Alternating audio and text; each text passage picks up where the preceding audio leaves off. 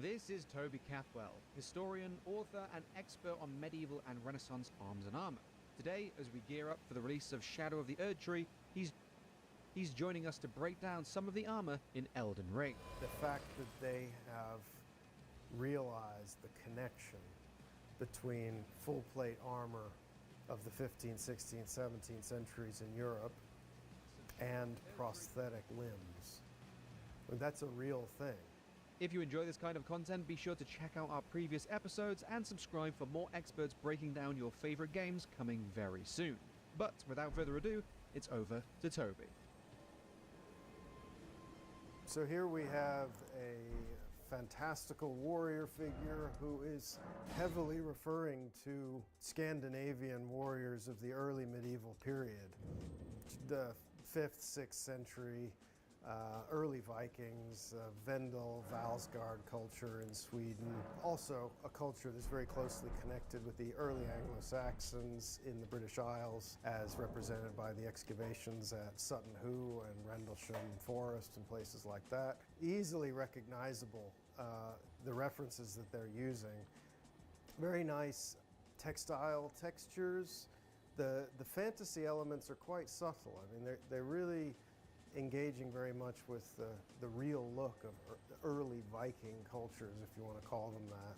Especially the design of the helmets, where you have a close-fitting skull that has this kind of decorative framework of copper alloy, and then it has decorative plates inserted and riveted onto it, along with the decorated nose guard and eyes. That's very, very distinctive of this period, and really nicely rendered here.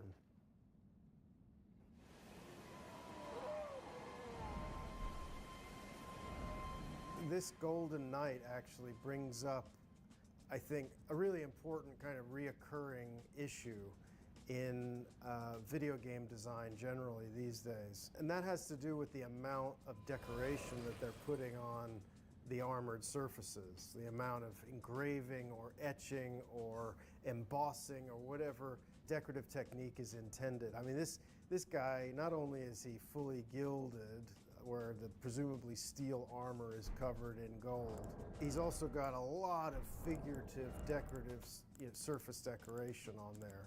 And you can understand how tempting it is to create a figure like that, because you've got incredible processing power on systems now, and the resolution is really high, and people are looking at these images deeply and intensely.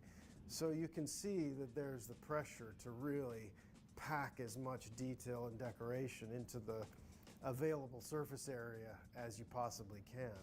But I would just say to designers thinking about doing images like this that it's worth considering stepping back a bit from the decoration.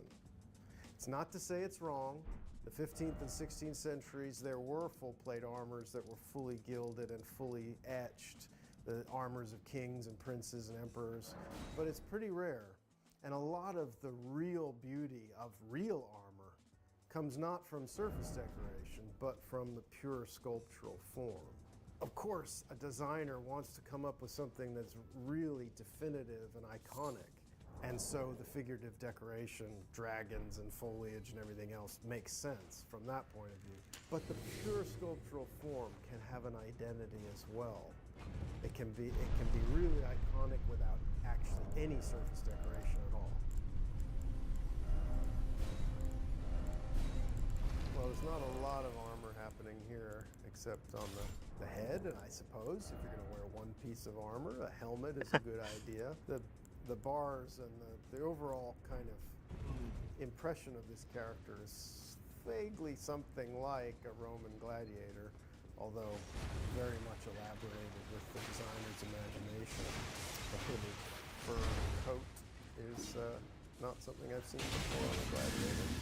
And indeed, warriors of the Bronze Age often did fight largely naked, but prioritized leg armor on their lower legs when they didn't necessarily have it very much anywhere else. But that was usually because they had huge shields. You mustn't forget about the role that the shield plays in determining what someone wears on their body. I would never expect to see someone dressed like this without a really big shield.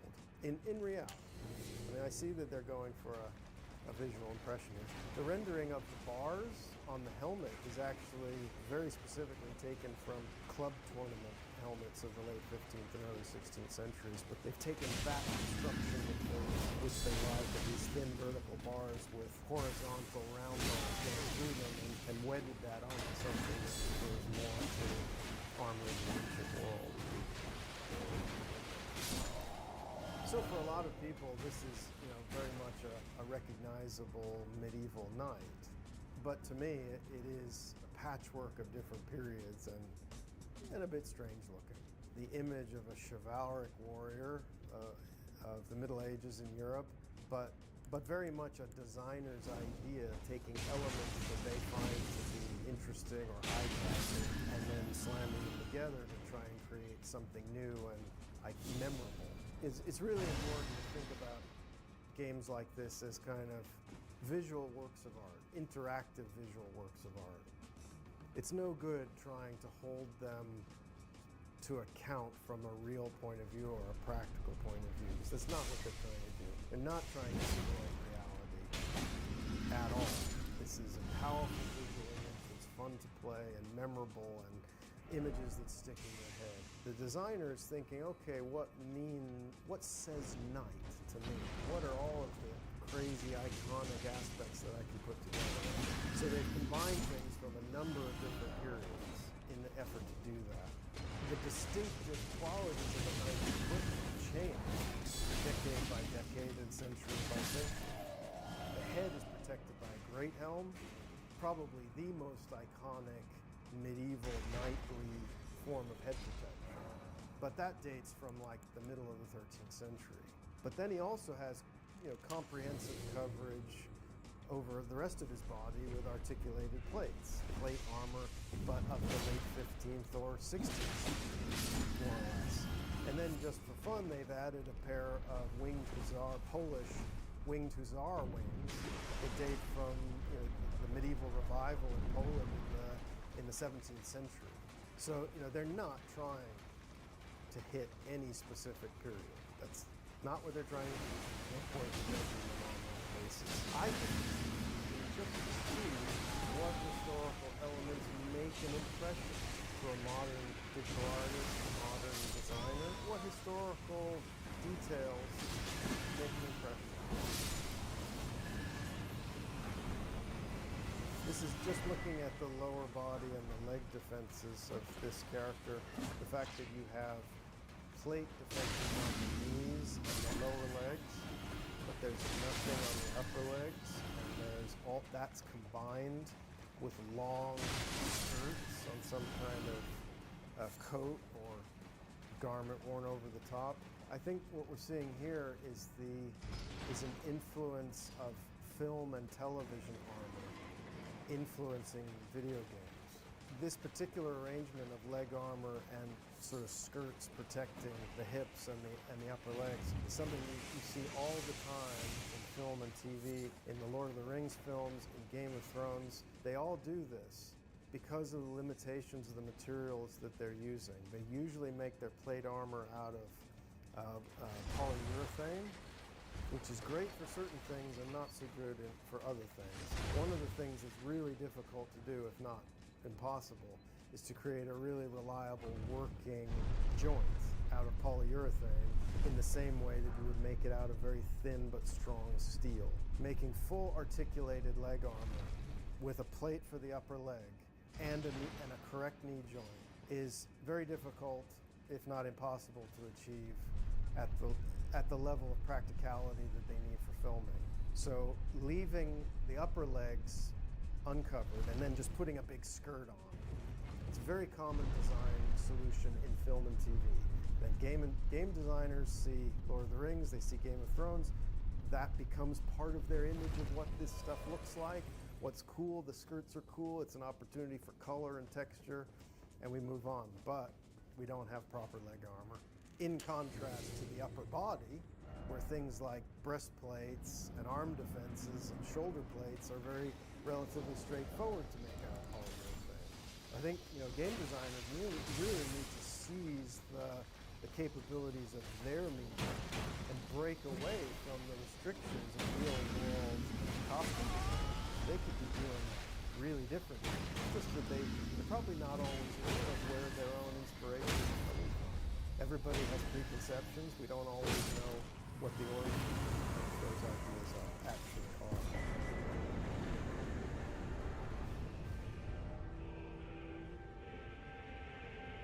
Obviously, we're not dealing with a human armor user here, so the design of the armor has to accommodate the werewolf or whatever this is. But there does seem to be an attempt here about thinking about, again, what would plate armor, how would it have to be built for a non-human user. That's kind of interesting to see what they were trying to work out with that. Lots of articulation, obviously. The laminated articulation of the joints is also a very eye-catching visual effect as well, and can be used either to suggest a practical consideration or just a cool visual impression. This is really interesting because it seems very obvious that the designers are aiming for a kind of Spanish impression, or at least an Iberian aesthetic. Very much of that part of the world. The wide-brimmed helmet, the cup-hilt rapier with this really long stabbing blade, sort of quintessentially Spanish, Portuguese, Southern Italian. Rapiers like that wouldn't be wearing plate armor, but they're looking for an amusing character who has armor but also clearly has a really pronounced kind of stabbing, thrusting method of fighting. And that's all very evocative of Spain in a way. And the kind of physical characteristics, it kind of evokes a kind of Sancho Panza character.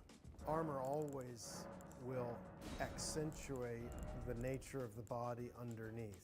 Armor has a way of absorbing the identity of the wearer. And I think they're kind of playing on that here in an extreme way. That this is some kind of portly little dwarf character, and he's got this really kind of globose breastplate. He almost looks like a kind of armored potato bug or something. I think that's very much what they're trying to do. But that shows that they understand that armor is expressive art as well as technical equipment for fighting, that it can express character. They've nailed that. I love the texture on the armor, that kind of black hammer finish surface. A lot of armor that had to be kept at a low level of expense. Armor that had to be made cheaply for mass production and mass purchase. 2,000 armors for infantry at a time. Armorers found all kinds of clever ways of lowering the cost of their work, and one of the best ways to do that is to not polish it. Armor doesn't need to be shiny to protect you. You can take it right out of the forge, stick some straps on it, and off you go. And that's what they're showing here. The sort of construction is a bit fantastical, but I really love that they've thought about the basic texture of the metal. He's not plastered in floral decoration, but the texture really does that job. It's really, really nice. The kind of rusty, blackened, scratched, real armor looks like that. With his method of fighting, a very, very efficient stabbing method of fighting, he shouldn't have to jump around that much. He should be able to just use his armor to take any incoming blow while he stabs his opponent through the head or whatever. The fantasy element is again combining that kind of unarmored dueling combat with an armored figure. But certainly those very, very long, very stiff rapiers of the early 17th century. Crash. It's a formidable weapon, and it undoubtedly could do exactly what they show it doing. The design of this character is clearly meant to be a contrast to the more heavily armored figures. What's He's that? meant to be faster, lighter on his feet, more maneuverable. Oh my God. perhaps, but he still has to have Don't you want to some go off the bed? protection. Here, there's very little reference to anything real That's or it, guys. historical. This is much more of something deriving from modern design tropes of various kinds. Throwing knives and this whole idea of having some kind of asymmetrical defense on one shoulder that's then strapped across the body. You see that all over the place all the time. And I don't know where it comes from, but it's a departure from reality generally, although it's very popular in game design. The sword belt's nice. Not to depart from armor there, but the sword belt is a nice reference to a real braided sword belt and scabbard in the 13th century. Perfectly respectable medieval sword there too. But as far as the leather, separate leather forearm defenses and elbow defenses, this is much more of a modern idea of armor rather than anything real. This is still a fantasy, but it's a Japanese flavored fantasy. And actually the technical makeup of the way the plates are put together, the way the cords are knotted, the nature of the leg defenses, this is all much more like real Japanese armor than the European stuff we've just seen resembles real European equipment. So I would infer that the designers here are Japanese, and what we're seeing here is a greater familiarity with the historical arms and armor of their own country. Any designer has to work with what they already know and what is most familiar to them. Some of the fluting and some of the subtleties of the way those plates are put together and the way they're decorated is kind of fantastical. But overall, this is obviously very recognizable as a Japanese armor. This character is, for me, one of the most interesting things we've seen so far in this game. The fact that they have realized the connection between full plate armor of the 15th, 16th, 17th centuries in Europe and prosthetic limbs. I mean, that's a real thing. When I was curator of the museum in Glasgow, the armor collection included several late 16th and early 17th century prostheses that were in the collection because they were made out of recycled armor. And it makes total sense. The plates of the armor are already the shape of the limb that you need. It's not a complicated operation, really, to turn something like an arm defense into a prosthetic arm. And if you look through medical collections, the Wellcome collection here in London, or really anywhere you care to look, you will find historical prostheses made out of old armor.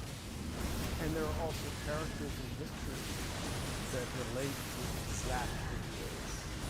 Foremost, we've mentioned else in this context, Guts von Erdtree, or Guts and Iron Head, who was a German nobleman in the early 16th century when he was a young man besieging the city of Landshut in Bavaria.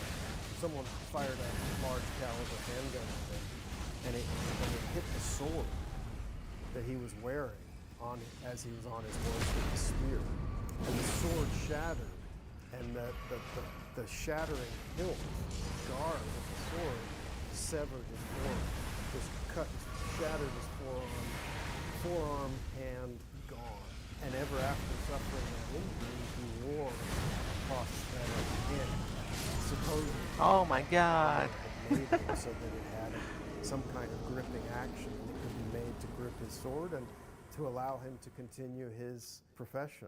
So this character here seems about as far out and bizarre as you might think, but it's actually one of the most interesting historical references that we've seen so far. Well, theoretically, a pot might make a serviceable helmet. This is Let Me Solo Her, an individual in the Elden Ring community who specializes in beating this boss in particular.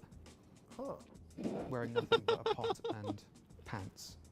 He must have some kind of extrasensory perception, because fighting blind, no matter what martial arts movies tell you, is not really a thing. There is a long and august history of satirical warrior characters of one sort or another I scared wearing Chocho. pots and pans as helmets. It goes way back, and it continues as a theme in satirical cartoons from the 18th century, really, to the present day. I mean, you see it in real historical art too. You know, Yeah, you're gonna have no legs. Hieronymus Bosch or Bruegel or any of those kind of proto-surreal artists. You'll always find people with pots on their heads somewhere. Yes, I So came over this is and I took him an off the bed. ancient and hallowed I tradition. carried him off. Yeah. He knows. Overall, with Elden Ring, I very much like and appreciate the amount of interaction that the I can probably designers hear you have like had moving with around. real historical sources from different periods in history. Nah, I can hear you. And I have different really good hearing. regions throughout the world. They've clearly done their homework, and they've used all of those diverse cultural and historical. Also, like you weren't references making to a. create You're something trying to be original quiet. That's that, all you could know, hear. has obviously made an impact. Yeah, he's like, why is in, gaming world. why and is gaming mommy so culture. quiet? But as good as they are, they couldn't have done that off the top of their head. They needed to do the homework and get those sources of inspiration flowing.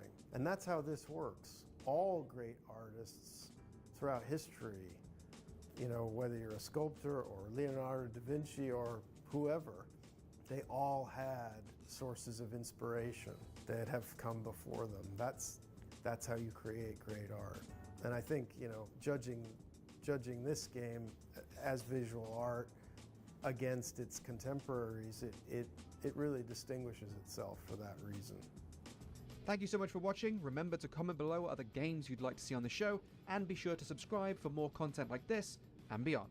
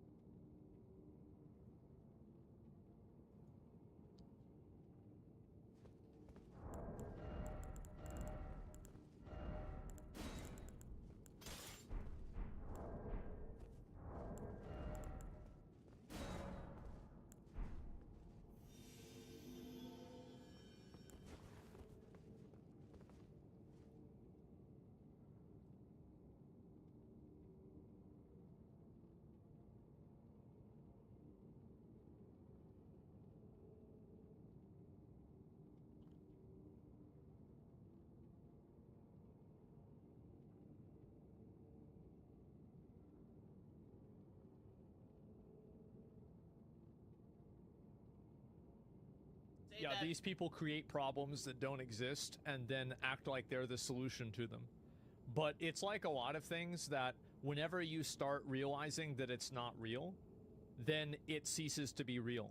So here we have Kojima praising one of the games that most gamers are praising. Like, it's very difficult to go on any forum right now without hearing people say good things about Wukong. Yeah. It's difficult not to say. I mean, I saw the trailer. Looks good, right? One of the few games that I'm actually interested in. And here you have the person with the blue heart, right? Like, this person emanates with compassion, with empathy. Unfortunately, is the Western type. And they're like, seeing you promoting and praising a game studio with such a fervent history of sexism and hatred is really disappointing to see, right? So it's crazy to me how people make posts like that with no citation at all or argument to it at all. It's like they just listen to what they're told and they just repeat it as if it's true. It's nuts. Surrounded by cat piss, like sitting in a room going like, right? The moral condemnation. I mean, this person is so virtuous. They're above you. They're your moral superior, and they just look and they condemn. They're like Jesus Christ sitting on the throne. They go like, You know, I always Well, found what you have to understand is like a lot of these people on social media, they only have these opinions and think these things as a form of like effectively self-aggrandizement, right? They're trying to think these things and say this stuff so they can appear like they're a good person. It's not really about the idea itself, it's about them. It's always about them. It's fascinating. The fact that the leftists think they have the moral high ground to issue these condemnations. You do realize that most of the technology you're using that involves some level of cobalt in it probably comes from jailspace. It's not like problem, it's most like. Now, I don't understand the argument like, hey, you know, you need a laptop in order to function in a personal country. You need a smartphone. But do you really need a gaming rig? I guess like from the left perspective, you know, some children's suffering is okay as long as they get to play their video games, right? He talking about basically like he talking about how people that are okay with like having a Cobalt phone and it's like at the same time like you're complaining about a video game. This is the disgusting part because obviously that argument is extreme. Yeah. Is it though? I mean, they're fine with that, but they're not fine with like their definition of whatever the fuck sexism is at a studio, right? Right. And don't this sound like if you buy a Blizzard game or if you recommend Blizzard as a studio, it's perfectly fine. But for some reason, if you recommend a game from Wukong, it's not. Why is that? These people make up rules. Like this, the reason why people get tired of this shit is because there's these like obvious double standards that happen, and like every normal person can immediately see it, and so that's why people get pissed off about this shit. That's the reason. It doesn't make sense. Yeah. And it's like, it's fine for somebody to live like that on their own, but whenever they start trying to put that on other people and tell other people, like, yeah, this is what you have to do, like, you need to act this way, that's whenever people get pissed. But people gotta stop policing people or nothing. But, like, I think that also, like, and this is another issue, is that a lot of these people don't understand, like, a very core, like, human behavior, is that people don't like being told what to do. Period. Like, that's it. That's the period. That's the end of the sentence. Like, nobody likes being told what to do. So, like, whenever you have some random person on Twitter trying to tell you what to do, you're gonna be like, who the fuck are you? Like, what do you mean? Who are you to tell me what to do, how to act? Happens overseas at a different studio. It's not okay. You should boycott. It is so obvious. And this is why I always point the clip. Like, I want you guys to remember the video game Hogwarts Legacy. And with Hogwarts Legacy, the most unhinged members of our society decided to go and harass VTubers for playing that game. Like Silvervale, Why I remember did they this. do it? Well, it's because J.K. Rowling gets royalties from that game, and J.K. Rowling didn't want to give her money to trans charities and shelters that do not allow trans people. Right.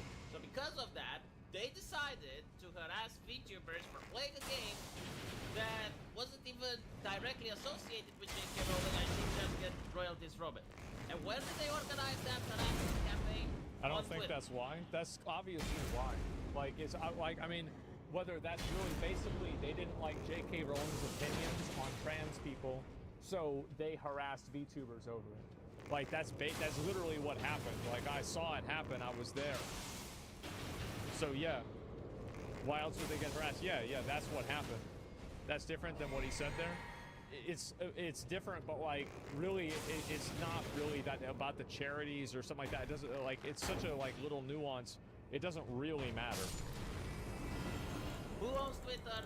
Elon Musk. The reason why specifically VTubers, somebody asked that, is because VTubers are like a lot of VTubers kind of cater to the more like cozy, politically correct audience because of the type of people that watch VTubers are like there's a lot of overlap with that. So that's the reason why. They're an easy target, yeah. Elon Musk think about pronouns. So literally like they're fine 1 minute to work with like, okay, we're going to work on this guy's platform because we like it and harass people who play a video game that we don't care about. Yeah. For literally being associated with a person that has the same mentality as the guy that's operating the platform. it is He's that exactly right. He's completely right. Like, Elon Musk has done and said way more anti-trans stuff and promoted way more anti-trans stuff than J.K. Rowling ever will. And the effect of it is infinitely more than J.K. Rowling ever will. But these people are on Twitter and on X using his platform, making him money. Like, just by being a user on the social media platform, you increase his value and the value of his company. That's just the way it is. So how is it that you think that it's okay to harass somebody for doing something for their job, but you can't even you can't even hold yourself accountable to the exact same thing in terms of your own entertainment? Like, you want other people to sacrifice their job for what you believe in, but you won't even sacrifice your entertainment for what you believe in. That's why I think people get tired of this shit. That's a good point. Yeah, exactly. Like, how are you doing that? they generally do not care. Obviously, people It's don't. hilarious. They're not Yeah, it's compassionate, crazy. They're not empathetic. It's a fucking joke. Yeah. But it is a grift. Like, they are top grifters. And the Chinese media actually explains how they're grifting. So they're To saying, be fair, it's just one guy, right? It's just one guy that said this. Like, it's not like this is like a, you know, Chinese CNN or something like that. It's just a guy. But yeah.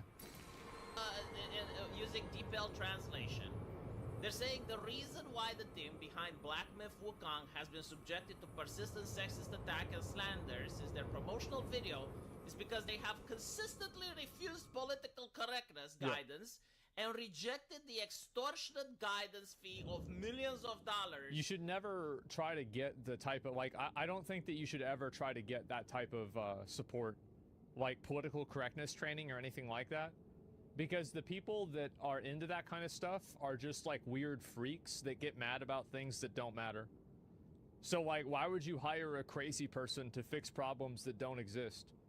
It's like, you think about it, right? Like, whenever you buy a new house, do you hire a psychic to come into your house and, you know, put up dream catchers to get rid of the evil spirits? Well, of course fucking not, right? No, you don't. I know it's funny to say yes, but you don't do that. Why is it? Because they're not real. So just because somebody thinks something is real doesn't make it real. It doesn't make it a real problem. So, like, they create a problem and then they sell the solution to the problem. But if they weren't there in the first place, everything would exist normally. Like, they've invented this whole issue. Demanded by these political correctness teams. They go on in detail and they say that such teams are quite common in Europe and America. They interfere with works like Assassin's Creed, Dying Light 2 Stay Human, and God of War by pushing politically correct female protagonists. And I think also another big issue is that it's the dishonesty that comes with it. Because, like, for example, like the Stellar Blade thing, remember whenever they had the hard R thing? And then people were thinking that it was, like, racist? Where it was just like weird placement. Like, it's like the level of intellectual dishonesty that you have to go through, the amount of hoops that you have to jump through to assume that this Korean studio is actually trying to make a commentary on American social racial politics by, like, you know, inadvertently adding in the N-word to the wall on like a random area in the city. Like, you really think this is on purpose? What? You really think this happened? Like, it's like, do you think this is on purpose? And so if you think that it's not on purpose, then why are you mad? You see what I'm saying? Why get mad about something that you know isn't legitimate? These changes are the direct result of the interference of guidance of such Everything's a dog whistle to them? Yeah, because they're dogs. That's why. If you're a dog, everything's going to be a dog whistle to you. If you're a hammer, everything's going to be a nail. That's the way they think about everything. They run everything through that lens. So of course you're going to see. This. Game science teams refuse to communicate with these groups and reject their interference. Most importantly, and this is what really shocked me, is that you need to pay $7 million in guidance. Total fucking made up number. Like, nobody has any citation for this number at all. Completely imaginary. Remember what I said? Remember what I said when it's like, why are they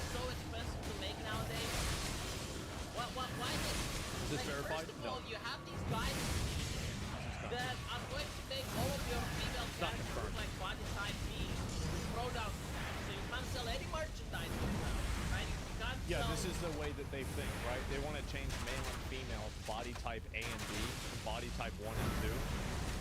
But like, if there's not a gender, if there's not a gender binary, why is there never a body type C? This is what I'm saying. These people create problems and then create solutions to these problems. Like, it's not even logically consistent. Doesn't even make sense. There's in some games, I've like none really popular games have that really. And yeah.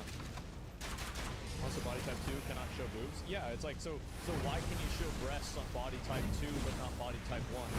It's just that this is the kind of like intellectually dishonest like rot that this creates.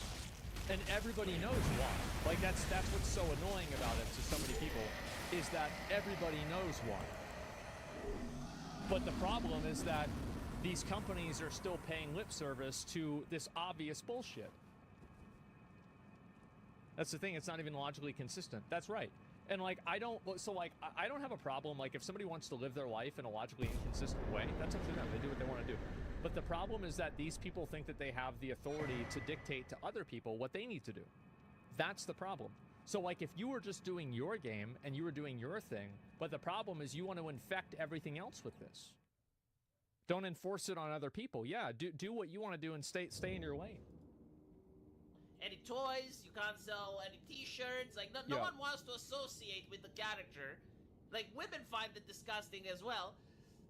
So you can't make money off of that. The game costs more because you need to pay an exorbitant amount just for the counseling. Yeah. And that's why so many companies go like for DLC, all of these bad business transactions, why games cost $130, despite the fact that they look uglier than the games we had in the past. I think that like DEI consultancy is probably less than 5% of the reason of the increased cost of games. I think it's less than 5%. I mean, now it could like lead to something that's larger because of the way that the game's marketed, and it's marketed in a way that's not appealing to like average audiences, sure. But like as a direct correlation, no. Like the games we had in the past, sure, they look a little bit bad because of the graphical limitations and whatnot. Yeah. But even then, like, you get to see that they put a lot more effort in physics, they put a lot more effort into water reflections and everything that they could in order to make the game look better.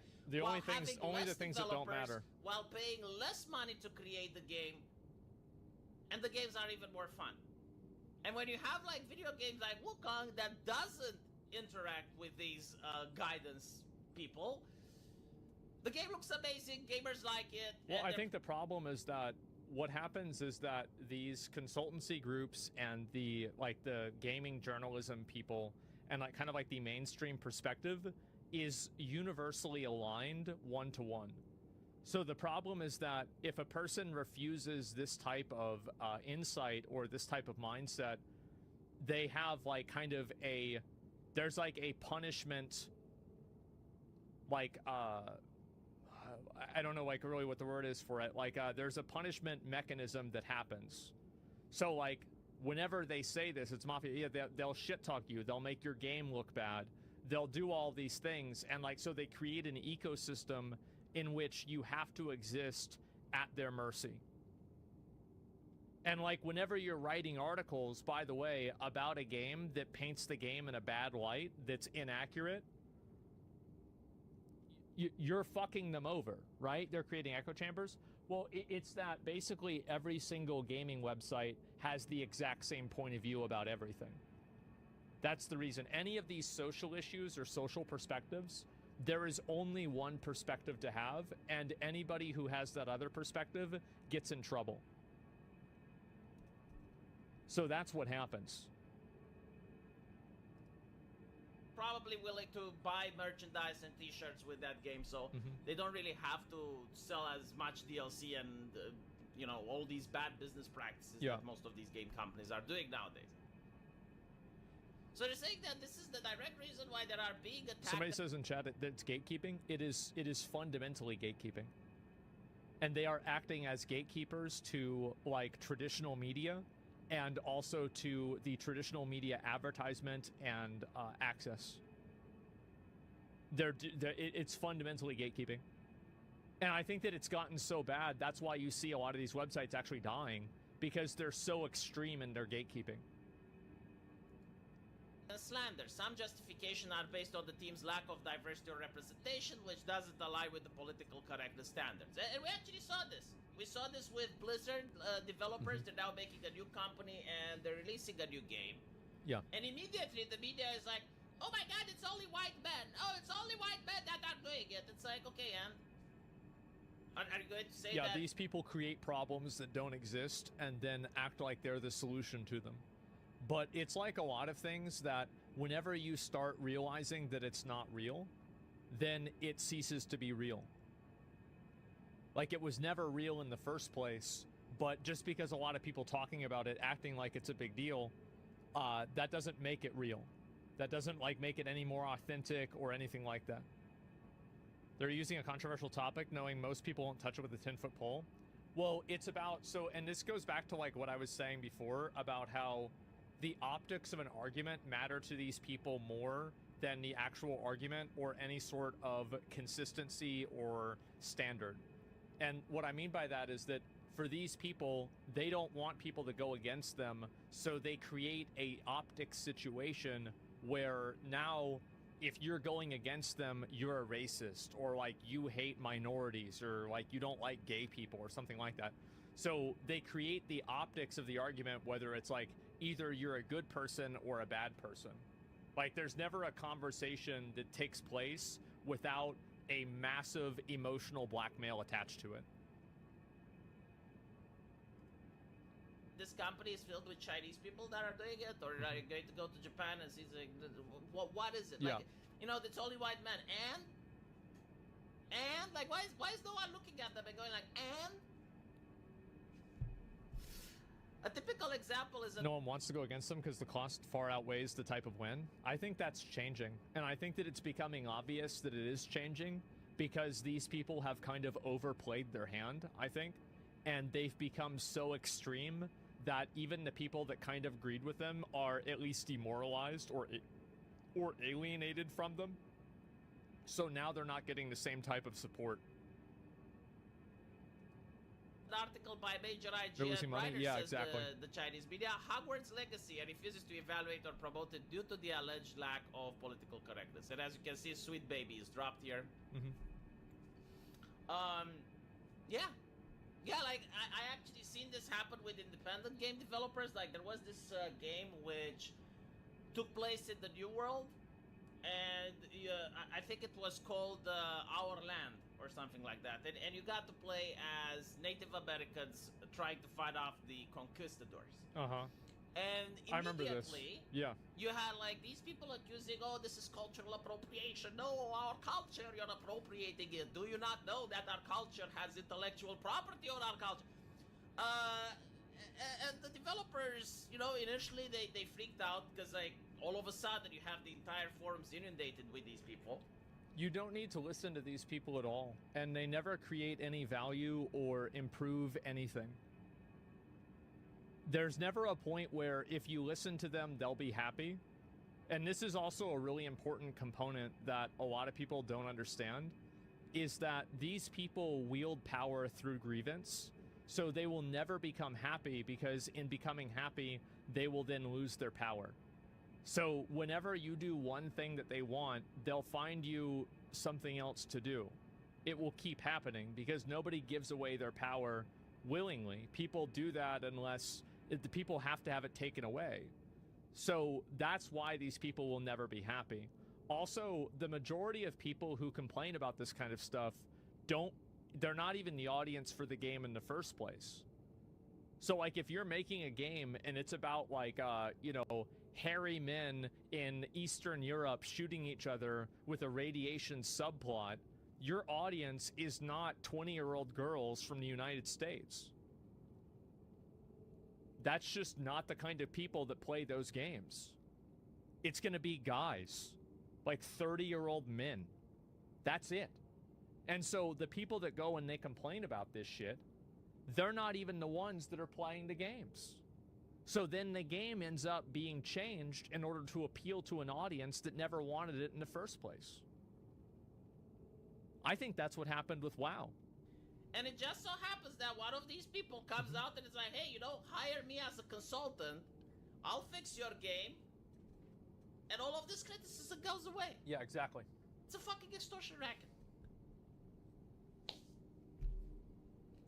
It's like, if you care so much... It is. It's blatant extortion. It is. I really can't see how it's not. I don't even think that I don't think it is overt extortion. Like they've got a Discord channel where they all talk about planning this out. I just think that it happens naturally through the ecosystem that they've created. About, your culture being appropriate. Why don't you do it for free then? Why don't you give the advice for I bet free? some do. Yeah, but like... and of course, it's very expensive. Probably not really. And it turns out that the same person that was advocating for this also ran a Discord where a lot of these comments were coming from. Anita Sarkeesian did the same. Like, she had a partner, Mr. McIntosh. And they attacked CD Projekt Red, which at the time wasn't woke. They were just making The Witcher. Hey. And Macintosh is like, oh my god, they have like these cards with sexy women, misogyny, sexism, America. The patriarchy exists because of Witcher. You can never listen to people like that. You just never want to listen. Like anybody who's complaining about your product and like they want your product to reflect their like real world views. It doesn't really matter whether it does or not. Like the thing is that like I think that you can look at this with like I think I'm kind of a pretty good example of this. Is that a lot of people on Twitter think that I'm like the worst person ever, right? But my channel, my YouTube channel, my Twitch channel. Is doing extremely well. Like I've been massively popular for years now and I'm doing great, and if anything things are getting better, so I'm doing even better all the time and I'm happy. Like things are good, so like there's a huge audience of people that like my content, that like what I'm doing, so why would I change my content to appeal to people who hate me? Why would I stop talking about certain issues in order to make people that are calling me ugly happy? You think they're gonna suddenly somehow start watching me after that? No. Why would they do that? So you don't need to make people happy. You don't need to make everybody happy. And even if you make some people mad, it doesn't matter. Who cares? They created this new shit in the media, and gamers didn't care, right? Like, no. In fact, gamers actually like collecting card games. But 2 years later, you have Anita Sarkeesian saying, oh, wow, you guys are so mired in scandals of sexism. Why don't you hire me as a consultant so I can help you out? It's a fucking grift. It is, yeah. It's like basically we're going to create a problem that you have to pay us to solve. Exactly. Why do companies do that, though? The reason why companies do that is that... So, I think that there's a lot of reasons. I think the reason why the people at the top do it, like the decision makers do it, is probably because it's just like they don't want to have to deal with the problems, and a lot of their viewpoints on media and journalism are like really antiquated. So like they're looking at things based off of like what worked in 2005.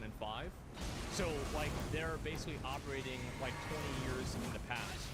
So that's one really big problem. Then you have another problem is that a lot of the people that work on these games are like nerds, and they don't really have a lot of, I don't think they have a lot of social skills. So the way that a lot of nerds and like geeky people do, like the way that a lot of these guys, their strategy for being able to attract female attention is by being subservient. Like that's what they do. Like, so like that's how they like, how can you please women? Well, you can please women by doing what they tell you. So, and these are people probably that like didn't have a lot of like, girlfriends in high school. They probably have like low sense of self-esteem. So like whenever they have like all these girls that are saying like, oh, you're like sexist or racist or something like that, I think a lot of times it's these guys see this and they don't want to be painted that way because it makes them feel insecure. And they don't have any sort of like real strong like conviction to this either. So like it's easy to take advantage of them and emotionally manipulate them. And I think that's another reason why it happens. You see what I'm saying? It's emotional blackmail. Yes, it is. And they're pushovers. They are. and they're very easy to take advantage of because these are like Maybe people in that were like production nerds in Silicon. high school, and they don't have like the same sense of like self-worth. And so what they do is they see this happen, and their idea of making these people happy is to be compliant and subservient and obedient. That's the way that they appeal to people. Like the bitch situation with Sylvanas, exactly. Yes, there it is. It's because devs are not players anymore? Well, there's a lot of things, right? Like this is like numbers 1 and 2 out of like 50. Like that's like, there's like a bunch of reasons, but I think that's another reason too, is that like if you look at a lot of these game devs, and like I'm not saying this is like a general thing, but there's a lot of them that are obviously like really nerdy, and like let's be honest, like these people probably did not have a lot of girlfriends growing up, and I've known guys like this. I've seen it happen myself, where it's like they'll act a certain way because that's the way that they make people like them. Like, have you guys, like, am I crazy? Like, have you guys had the same experience too? They're pander. Yeah, they pander. They pander because also, you know, a lot of them have, like, again, I think that it's just people that are emotionally and mentally weak. It's easy to take advantage of them. It's just that simple. The fucking grift. Like they're the ones creating Yeah. scandals that no one cares about. They got enough clout on Twitter in order to make it look like it's coming from the gaming community. Yeah, by the way, there may be actually some unhinged people that genuinely believe the bullshit that they're peddling. Oh, yeah, of course they do. And what ends up happening, more often than not, is that the companies go like, okay, well, we're going to back down. And they're going to make these business deals, which are exorbitantly expensive. I mean, $7 million. Jesus fucking Christ. Totally made up And on number, top by of that, the way. the game suffers. Completely made up. Like, I don't know of a game that you can look at and you can say, wow, I am so glad that the diversity consultants work on it, because look how better the game is now. Yeah. If anything, you're lucky if the game is good after the consultants are done with it. This is definitely not for the gamers, and when you look at what the consultants are saying on Twitter, they despise gamers. They're actively antagonistic. They do. They do. It's very obvious. If you pull up a lot of their like social media profiles and you see the kind of things that they say, these people are absolutely racist. Like, it's not even a question. Like, they're racist. They have resentment towards like men. You know, like maybe they have like some deep-seated problem with their dad growing up, and so now this is like a big problem to them. Yeah. They say they actively hate gamers. Yeah, exactly. Like, I wish that more people that play video games, like, to me, whenever I see a game that I feel like this game doesn't like me, or like somebody doesn't like me, I just kind of stop dealing with them. Like, as a guy, like, I would never want to like support a game that like those people are involved with. And I think it's like almost my responsibility not to. And I would say, like, for you guys, it's the same thing. Like, I would like, if you think the same way I do, right? Obviously, like, you should think what, you know, if you disagree, you don't want to do it, you don't have to do it. But like, to me, whenever I see this, I think to myself, okay, fuck this. Like, I'm not going to support this at all. This is awful. This like doesn't represent me. This is insulting. It's weird. Like it's, yeah, absolutely not. And I don't think anybody should. And the truth is that if people collectively didn't do that, this stuff would go away overnight. And I think that it's beginning to as well. Like, you're seeing that with, like, for example, like that Star Wars Acolyte, you know, show. You saw that with like that Witcher spin-off show. And these shows are just like massive failures. And at a certain point, these people will run out of money, and the companies will realize that, you know, it's all bark and no bite. And the truth is that they don't really create any value. They don't improve anything. All they do is, at best, not change anything. And the majority of the times, just make it worse. Towards the customer base. So, This is not yeah. running out of money anytime soon. Well, it's not running out of money, but like whenever the stock for Disney goes down, the shareholders will want accountability for that. And as it becomes more and more obvious that the stock is going down as a result of practices that are, you know, basically not profit driven, then the shareholders will want to have replacements made. That's the way it happens. Like that's you know, fiduciary responsibility, shareholder accountability. That's the way things work. It's great to have Chinese developers speak out. It rarely happens, but I do think that they have a more objective opinion because they're from the outside looking in. Like, they're not affected by this. They don't care. You know, they're not going to get blacklisted from the industry or anything. They have no reason to lie. Like, why would they lie about it? If diversity consultants were so great, why isn't China hiring them? Think about it. Let me know what you guys think. And as usual, I'll see you in the comment section. Yeah, I think he's pretty much right. I mean, again, I don't really put a lot of stock into this like statement that was made, but what I do put a lot of stock into is the fact that a lot of the companies, like IGN wrote these negative articles about this game. And whenever I see that happen, the first reason for that I'm going to imagine is because people like this are trying to push that narrative. I think people is coming to understanding this. Way too much money is being lost for something that companies don't really believe in. No, they're not. Yeah, Disney always wins is like a casino. Well, I hope so, right? I just don't want them to make movies like that. I mean, there's not really much to say about it otherwise. And but yeah, I mean, the 7 million stuff, like, I don't think there's really a citation for that. I have no idea. But I think it's very obvious that, you know, these people operate in an ecosystem that is hostile to you if you don't comply with them. So what I mean by that is that, you know, there are these consultancy companies who find problems that don't exist, and then there are journalists that publicly find problems that don't exist. So basically the journalists create a problem that the consultancy groups like supposedly solve, but the truth is that neither of them create any value for the product, and they're both basically just like parasites feeding off of the same host. Like, that's effectively what's happening.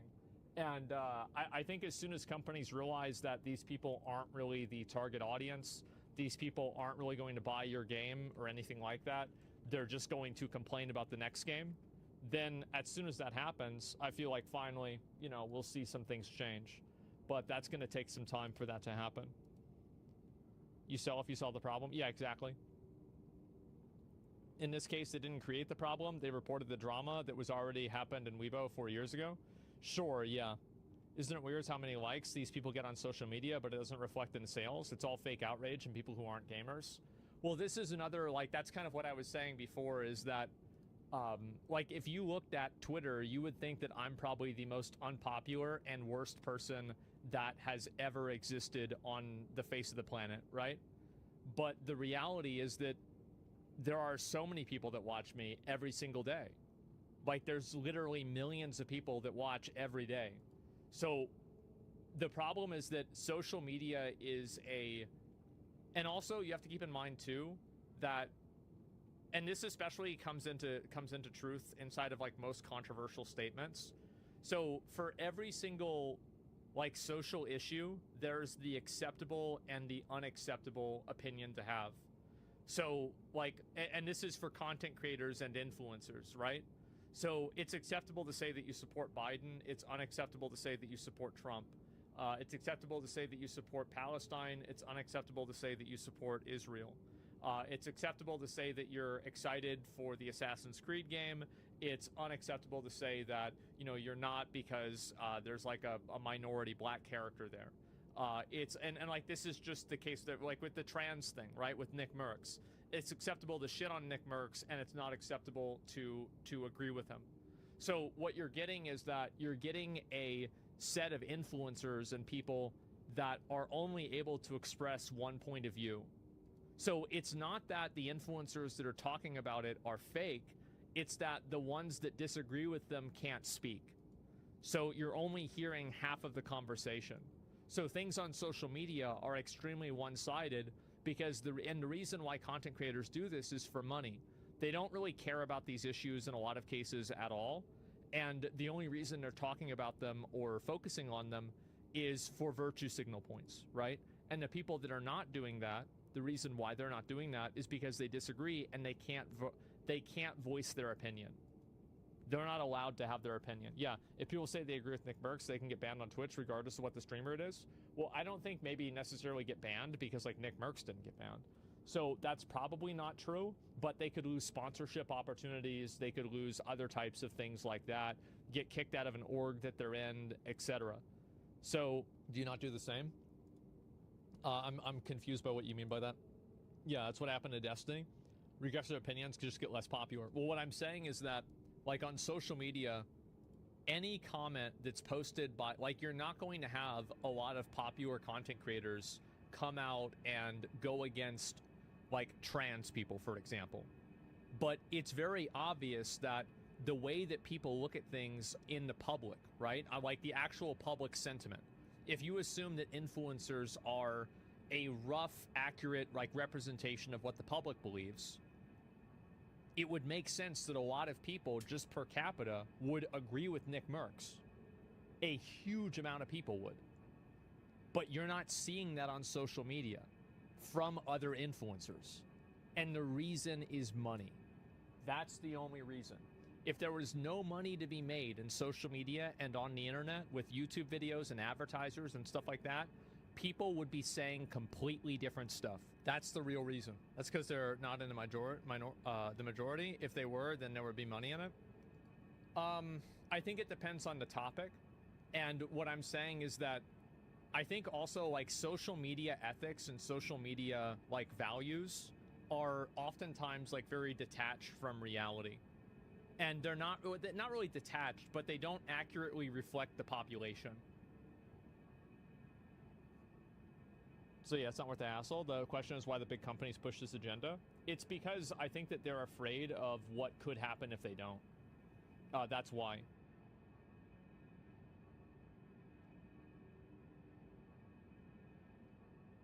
Oh, Warcraft Dude, 2. all the layoffs that are happening in gaming, like,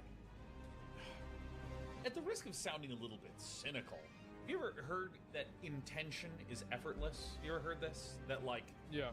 it doesn't matter how internally honest and virtuous someone's original intention was. Yeah. In a lot of the cases, what matters is the actual execution. Like, for instance, let me take a really simple example. If my wife, every time she was talking, in my head, I was thinking wonderful, Yeah. warm, thoughtful, joyous, loving things. And then, when she's like, what do you think? I went, yeah, seems good. That's, like, basically how I talked. You know, it doesn't matter the intentions. It's like the impact. Stevie, I like that. Well, he's Impact. talking about kind of the same thing, right? Where it's like you have people that they want to talk about their intentions and how good their intentions are because it's easy for them to say that and it costs nothing. Impact is more important than intent. And I think that in the gaming space, there was a lot of really... Yeah.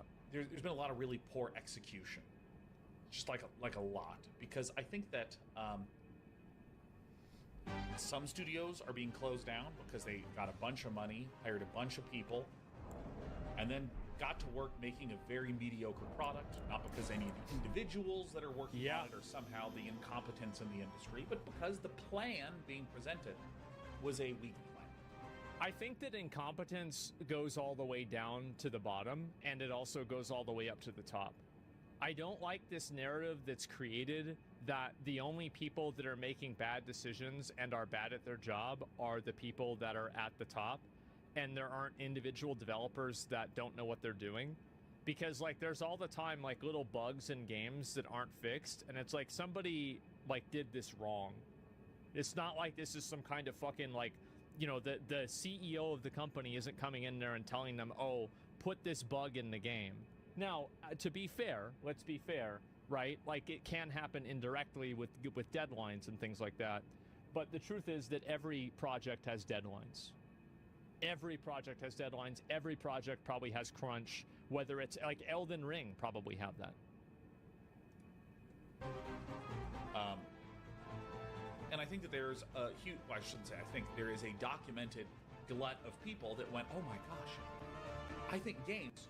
Yeah. I think I want to get into games. And I don't mean from like I'm an individual in college studying to become a games programmer or something like that. I mean like people with money going, oh my gosh, we should invest in games. I see that crypto and blockchain stuff has tons of money constantly flowing in and out of it. And it seems like that thing called games that I'm kind of vaguely familiar with, maybe we should just make one of those because it could connect to this well. You know, there's a lot of that sort of behavior.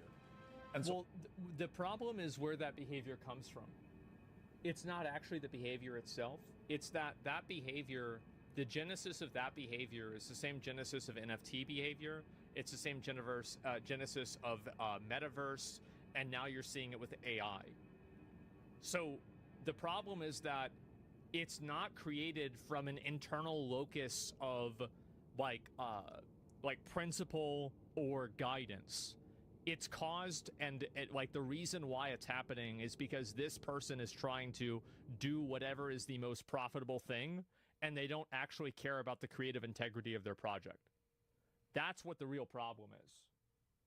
And so like NFTs and crypto games are only a manifestation of that. They're the symptom and not the disease. I think that there's a substantial number of studio closures that are actually not this result of greed that people love to say, because I mean, if you look, it is a bunch of people created a business and they themselves are shutting the business down and losing their own jobs. But it's like the poor planning, the poor management that sucks. It just really sucks. And I mean, I think that another thing that I think is kind of stinky, and this is a very thing is very personal to me. Let me share something that's very personal. Okay, you ready? My friends, you ready? I'm about to open my heart to you. You've heard me talk about this before. Okay. That sometimes when people will say, "Hey, Sean, I want to become a streamer. What should I do?" Ooh, big mistake. Uh-oh. And you'll see advice that is along the lines of get a regular schedule, this sort of thing. And what you've heard me rant about before is that there's a kind of like second plate. There's a second order. The first order must be good at if you're a broadcaster, or if you are making YouTube videos, or if you're writing a book, or if you're making an album. What you need to do is you need to be incredibly interesting, like every 10 seconds. True. Right. As an example, here's an exercise I want you guys to do. I want you to go download Audacity, which is a audio recording program. You'll probably have a crappy mic connected to some device, if you don't have a mic already. And I want you to talk. I want you to set an alarm. I want you to hit the record button. I want you to have no other visual stimulus, nothing on your phone, no videos you're reacting to, just nothing. Just sit there and just talk for 5 minutes. Stop, put it back on, and listen to yourself talk for 5 minutes. It hurts. It's physically painful. This is the opposite for me. I used to record 2-hour videos of me talking, like in 2009. Yeah, I have hours of them. So by the time I actually started streaming, I had been doing it for years. Because it's so, I mean, you're just listening, you're just like, oh my God, I'm just still And at that time, I had been doing it for 10 years, by the way. Oh God, I'm still talking. That's what people are tuning in for. Mm-hmm. People are tuning in to be entertained every few seconds. And so, when someone says to me, hey, I want to become a streamer, what should I do? Be like, okay, how do you become interesting every 10 seconds? Here's my advice, is that if you have to ask, you've already lost. Whenever I wanted to become a streamer, I looked at what Kriparian was doing. I said, okay. I saw what Athene did. I said, yep. I looked at Rekful and I said, damn. And then I just started streaming. That's all it took. Yeah, I didn't need to turn this into a whole situation, right? It was that simple. Mr. Gaming, thanks for Ray, bro. I appreciate it. Like, really, like every 10 seconds, I want you to try to be compelling either with your gameplay or with your speech. And let's assume that no one's watching the game. Yep. Really figure out how to be entertaining every 10 seconds. Like, there's this sort of core essence of the thing, the first order thing. How do you make the thing good? Yeah.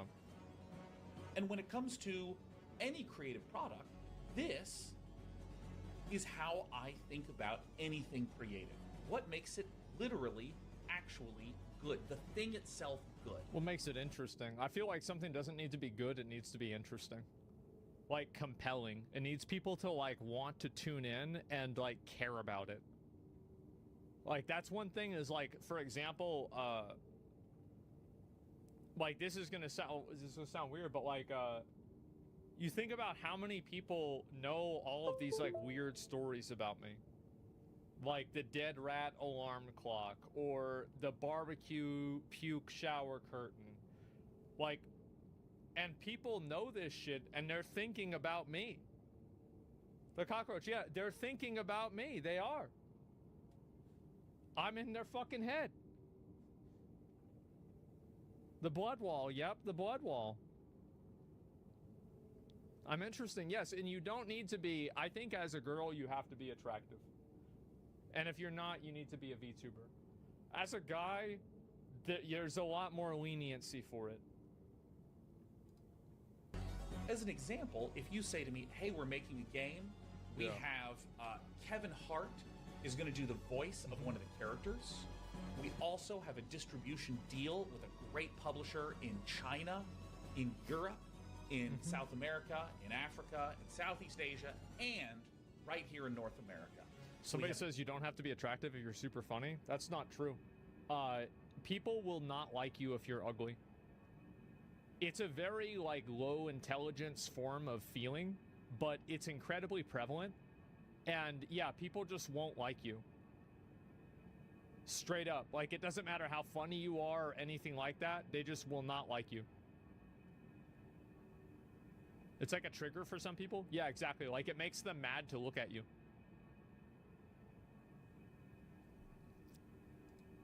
The entire global, everything taken care of. We also have, you know, partnership X, Y, and Z, and we have social features that plug into X.com and Facebook and Instagram. We have I also want to make sure that people understand that, like, the reason why I'm saying this is because I've experienced it a lot myself personally. Like, I've had a tremendous, like large amount of, like, negative experience from this. And it's people that, like, they don't even, like, listen to what I'm saying. They're just like, oh, this guy's weird looking. Like, what the fuck? I don't want to listen to him. Fuck this guy. I hate this guy. Like, that's it. Like, you don't even get a chance. That's the way it is.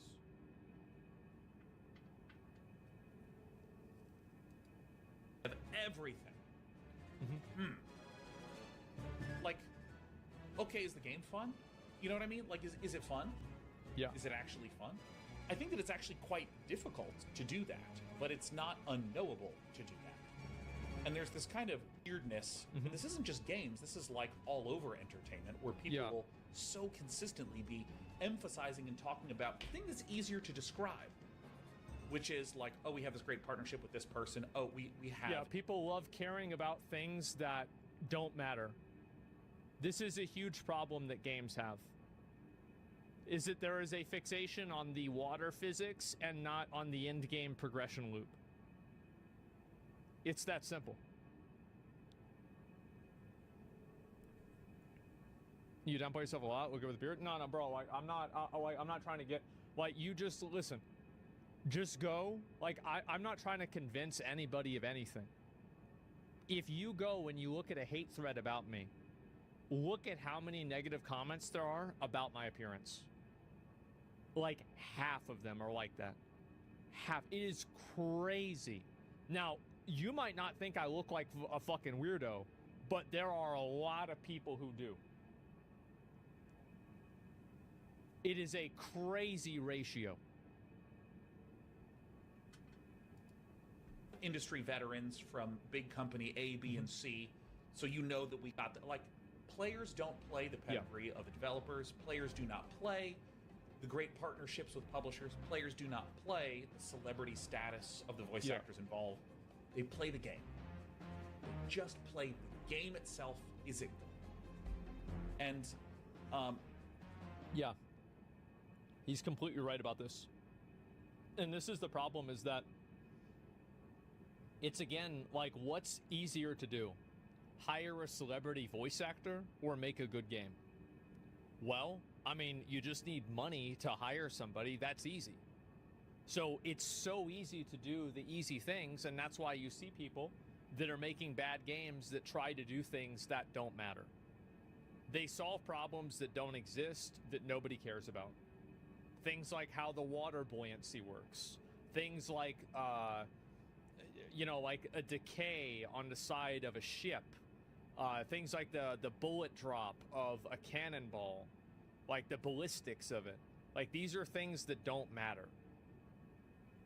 A solution looking for a problem? Yeah, exactly. That's important as well. That's never more important than the game. And the problem is that it's put over the game. And, like, for example, there can be a really bad game that has really great water physics and graphics, and it will be considered a bad game. But there can be a really good game that has terrible graphics and physics, and it will be considered a good game. Gameplay is king. If you don't have that, everything else is bad. You've already lost. I think it's very easy to get kind of sucked into this notion of, well, it's just a marketing issue. That's all that it is. Yeah. This is a perfectly delightful game, but really it's the marketing's the reason that it didn't pan out. This is another cope by people that don't understand the way marketing works and the way advertising works. Oh, this game would have been really popular, except it didn't get the right marketing. No. Untrue. 10 times out of 10, when there's a game like that and I've gone and looked at it, it's that the game is just not that good. There it is. There it fucking is. He's right. Completely fucking right.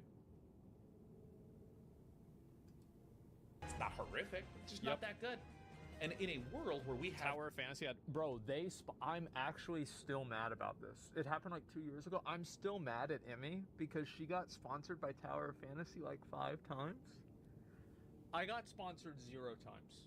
And I was on the leaderboard. I was number 2 or 3 on the entire server for like the highest clear of like their endless dungeon. Meanwhile, she's like level 34. Jumping around. Oh, wow, there's a box here. Oh, cool. Like, are you fucking kidding me? I got every mount in this game. No, it's not because she a girl, bro, because Tectone got the same thing. I think they fucking sponsored Soda Poppin'.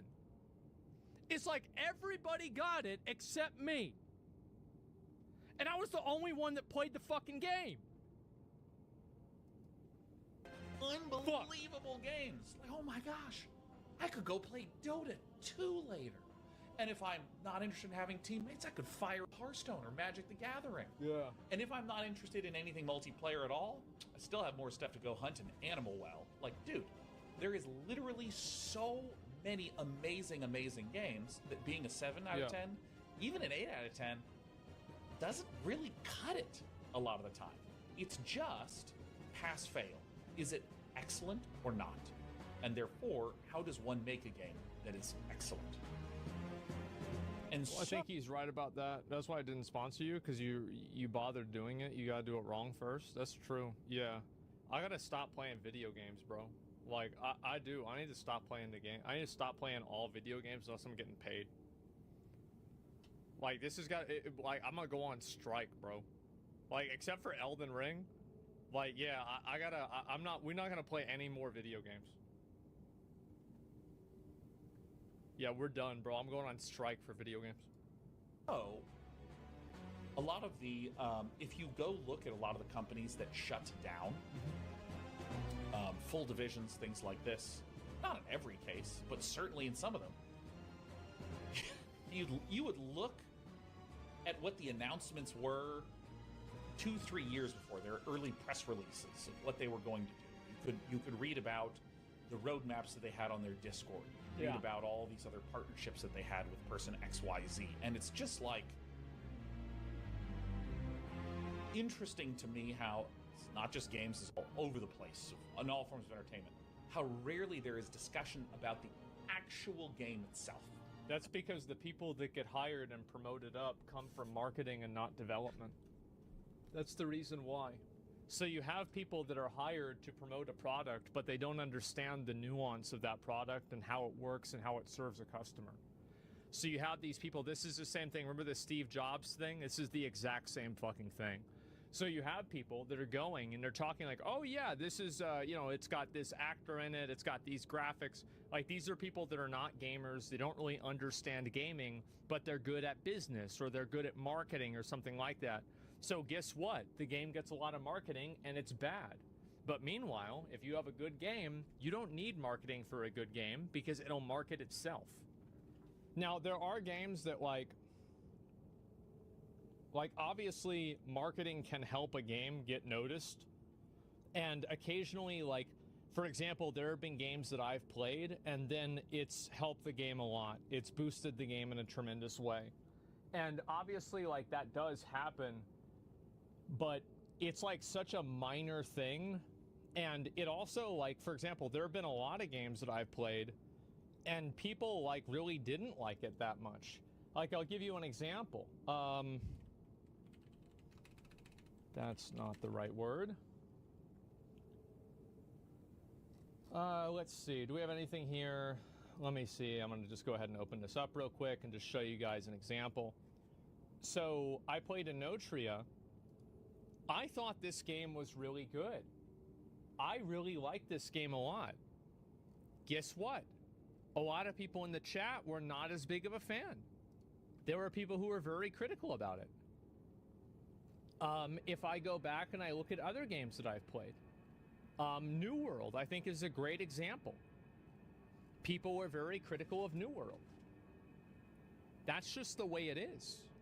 Grand Blue, yeah, Grand Blue Fantasy Relink. Like, you can't make people like something that's bad. You can only make people realize they like something that's good. You see what I'm saying? Prince of Persia Stolen Crown? Yeah, that's another great example. I thought the Prince of Persia game was great. I loved it. But everybody hated it. It was terrible. People were super negative about the game. It was probably one of the biggest surprises to me in terms of audience reception that I've had.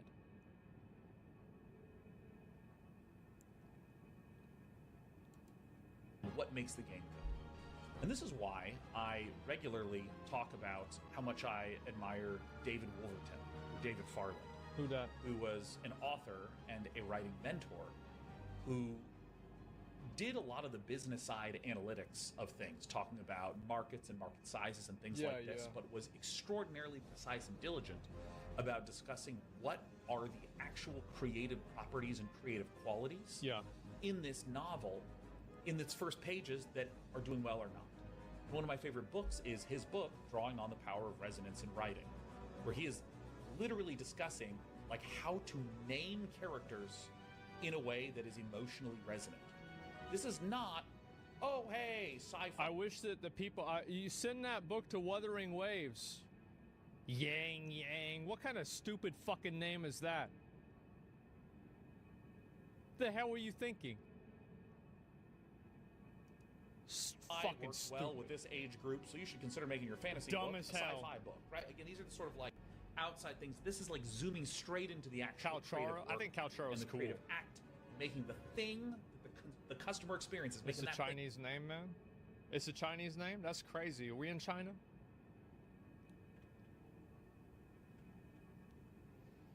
I tell you one thing. If I made a game for China, I wouldn't have John, Jim, and Jonathan probably in the game. I call them something different. I call them something that makes sense for Chinese audiences. Why not? Because they're not going to understand that. They're going to think they sound the same. thing good. And so, finally, from all yeah, the there way you go. back to the industry layoffs and things like this, I do sometimes have this frustration when I see some of the businesses that have shut down. Not all of them, but some of them, where it feels like there just was never a focus on the only thing that mattered. Not enough focus on the only thing that matters. Of course they don't focus on the thing that matters, because that's the hardest thing to focus on. Like, yeah, of course. This is the same thing, like he was talking about streamer parallels. How many streamers have y'all seen that are like really small streamers, maybe people that you know, and they think that they're gonna solve their problem by buying a better camera? That like what they really need to do is invest $10,000 into their setup, and then people will start watching them. There it is. This is just like a bigger scale fuck up than that. Yeah, they'll be boring in 4K, exactly. How do you make the game good? Literally, That's how it. do you make it good? Period. That's the only thing that matters. And hired all the right people, got all the right partners, then just made a game that was not good enough, and there you go. Poof. I don't know. It's one of these things that is, tilts me from time to time. Yep, or a You guys also BRB say, screen, why didn't they just make overlays, good yeah. games? Well, this is another point, which is there is intention and then there is process. So, for instance, let's say Somebody's talking about you just need boobs. No, it's actually the opposite. Like I've seen plenty of girls that had they had like a fucking like a shitty webcam. The worst thing they could have ever done for themselves is buy a good camera.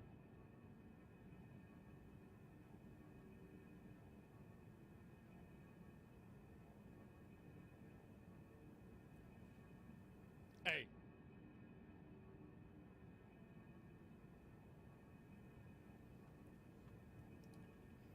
give me a genre. Someone give me a genre that is not Warcraft 2. That is not RTS. Give me a non-RTS genre. Okay, Bruce Malt, MMO, perfect, fantastic. This is a really good one. Okay.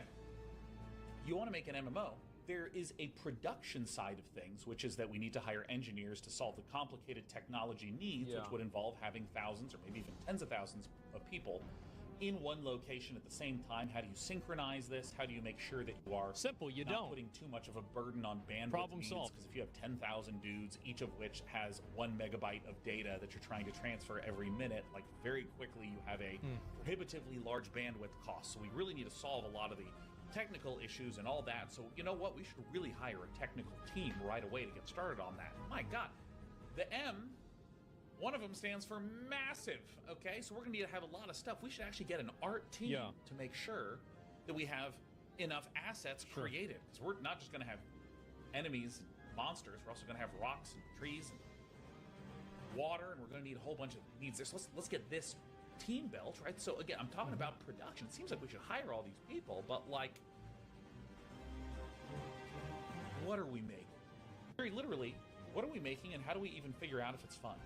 It can feel, from a production standpoint, intelligent to really grow the engineering and the art team very, very, very, very quickly. This is what happens with a lot of companies, is that companies love to grow and add in more people. And I actually think that this is something that Elon Musk seems to do pretty well, is that how is it that you fire 80% of the staff on Twitter, but the website functions basically the same? Oh, I think I know how. I bet most of the people that you fired had bullshit jobs that didn't do anything. That's the truth. A lot of people aren't really that necessary. And like hiring and increasing the team size should be like the last option. It doesn't? Twitter sucks now? You think it's worse now? I completely disagree. I've had no difference in quality of Twitter. Yeah, I don't. I feel like it's the same.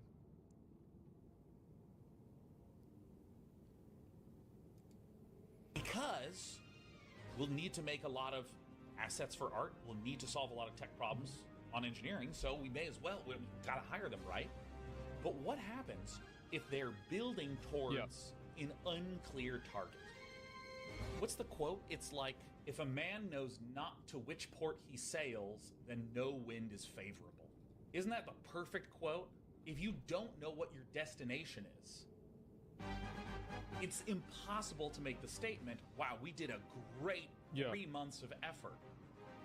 If you do not know to which Warcraft port 2 you Tides of sail, Darkness. no wind is favorable. Arg, aye, Captain. Yeah. He's right about that. And so, it can be very easy to convince yourself, okay, let's make a small-ish art team, a small-ish engineering team while we're trying to figure out what the game is. But again, until we really Dark know. and Darker use store assets from the Unreal Store. You don't even need good art. You only need a good gameplay loop. That's it. You create a good gameplay loop, and if the basically like if you create a good gameplay loop and it resonates with an audience, everything else falls into place. Everything is contingent on that.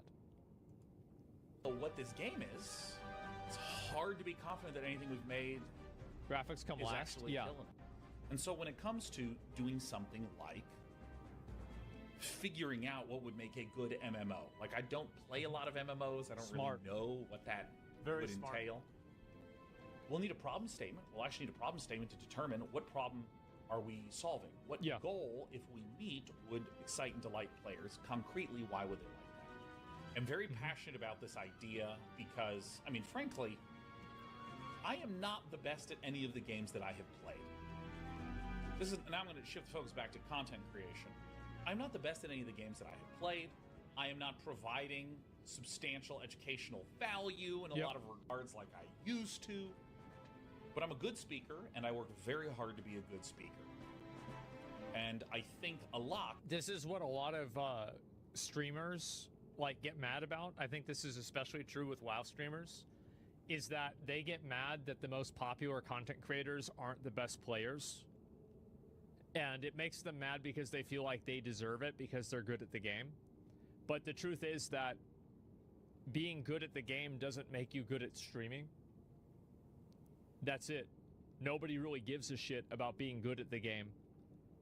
And I think that there are like exceptions. You have people like Shroud and people like Faker. But I don't think that people understand like how much of like an exception those guys are. Like, yeah, like esports and is, yes, entertainment is what the reason is. People are there for entertainment primarily. Lots of good gamers have low views. Yeah, exactly. After every stream of like, man, when was I kind of tired? When was I not doing a good job? How can I like do that a little bit better? Yeah. And blah, blah, blah, blah, blah. So it's one of these things that like I experience it very personally. When I've been doing a mediocre job at streaming, I literally can see sometimes in real time my viewership dropping as Yeah, I'm of being course. a uncompelling speaker. Right now, my viewership has been holding very steady, which is an indication to me that I've been doing a good job of it. Yeah, of course. So forth. And so I think that there is And I think also like another problem like with streaming is that people don't understand like how like numbers work and how streamers work, like how streaming works. So like for example, like your viewership could go down. Like for example, if you're streaming at night, you're going to on average have lower viewership than if you're streaming in the earlier morning. That's just the way that the graph works. So there are like all of these confounding variables. And whenever I see people that are like, you know, the people that like make these games and stuff like this, what? Yeah, no, that's the way the graphs work. Like, again, like you just look it up, look at the graph. And so the point is that if you do these kinds of things, like you're setting yourself at a disadvantage, right? You're doing this. And so the problem with a lot of these people that make these games is that they don't have the holistic knowledge to actually have insight that has context to it. So like they can understand like one like slice of it, like, oh, viewership went down, then it's because of this one thing. But there's like 7 or 10 other variables in that equation that they don't really understand.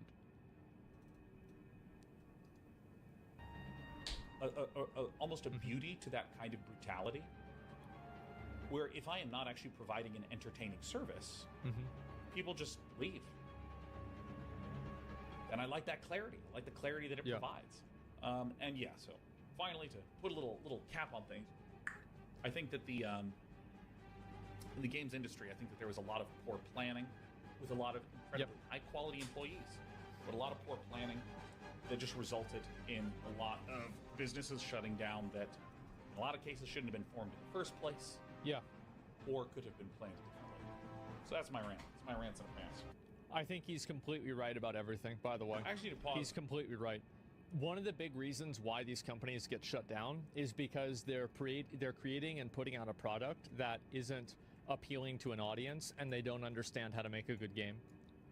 That's the main issue. It's business in general. Yeah, it is. It's definitely business in general. So yeah.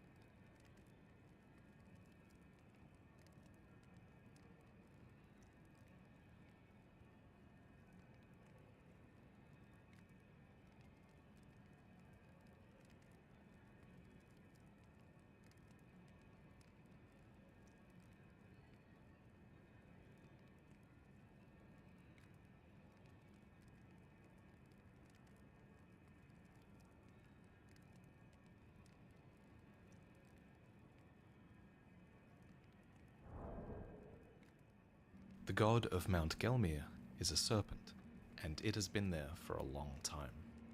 Long before the age of the Erdtree, in an era we know little about, there was an ancient, immortal serpent deity on Mount Gelmir, and a forgotten religion that venerated it. We learn this from the serpent god's curved sword, which was a tool used to offer up sacrifices, fashioned in the image of the ancient serpent deity. The serpent takes. The serpent is greed. It always has been, ever since Dark Souls, where the serpent was a symbol of avarice. And so, in the ancient age of Elden Ring, the serpent consumed its sacrifices and grew vast. But there were those who would not stand for it. They brandished the Serpent Hunter, a weapon that is both greatsword and spear, thought to have been used to hunt an immortal great serpent in the distant past. It manifests a blade of light when facing such a creature. So it is that we can speculate that the serpent deity was defeated, but the serpent never dies, and so it would return one day to feast upon a demigod who had ventured deep into Mount Gelmir, seeking power. This is a video about the blasphemy of Praetor Rykard, the demigod child of Radagon and Rennala, who would one day be consumed by the immortal serpent.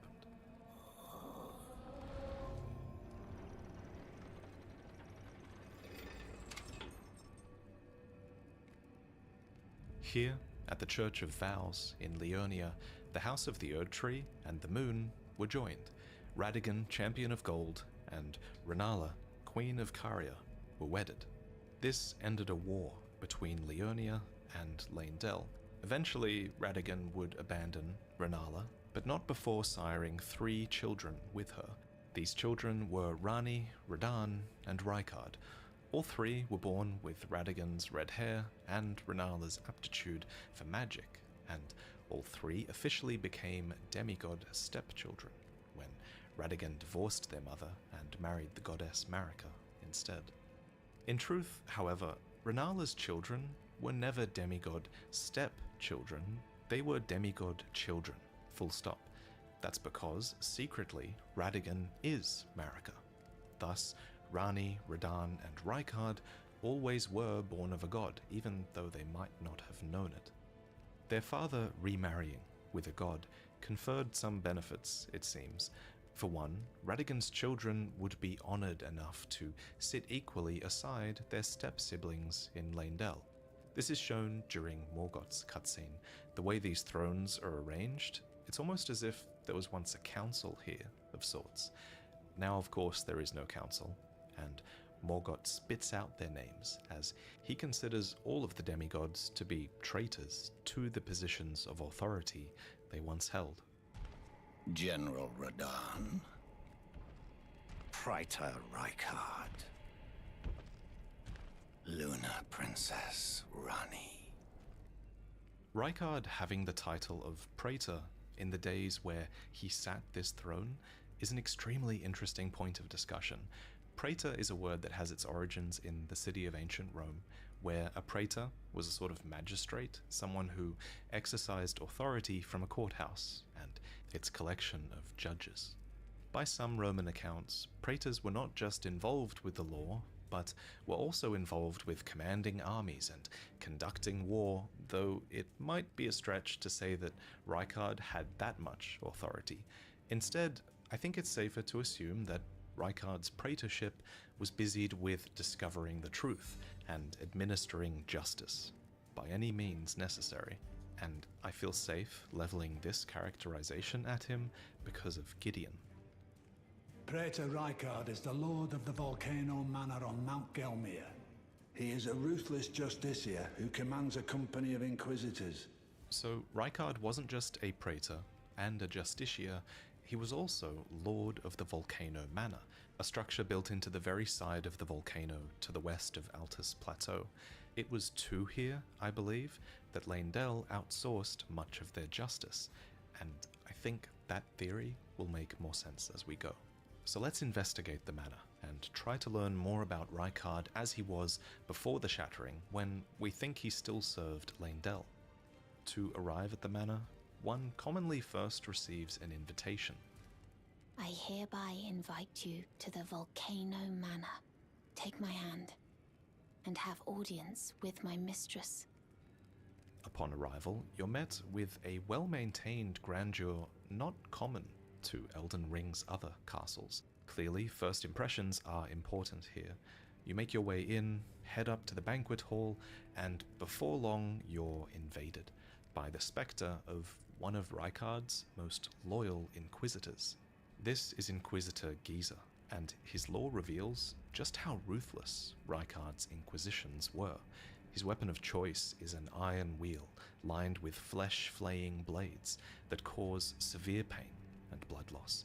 It's a device of torture that kind of evokes the torture wheels of antiquity, an intimidating tool that was likely very effective at getting Giza's victims to tell the truth. And if you're asking what truth, well, I imagine Leyndell would have had a lot of truths that it would like to extract from its populace, for it sees many things as sins.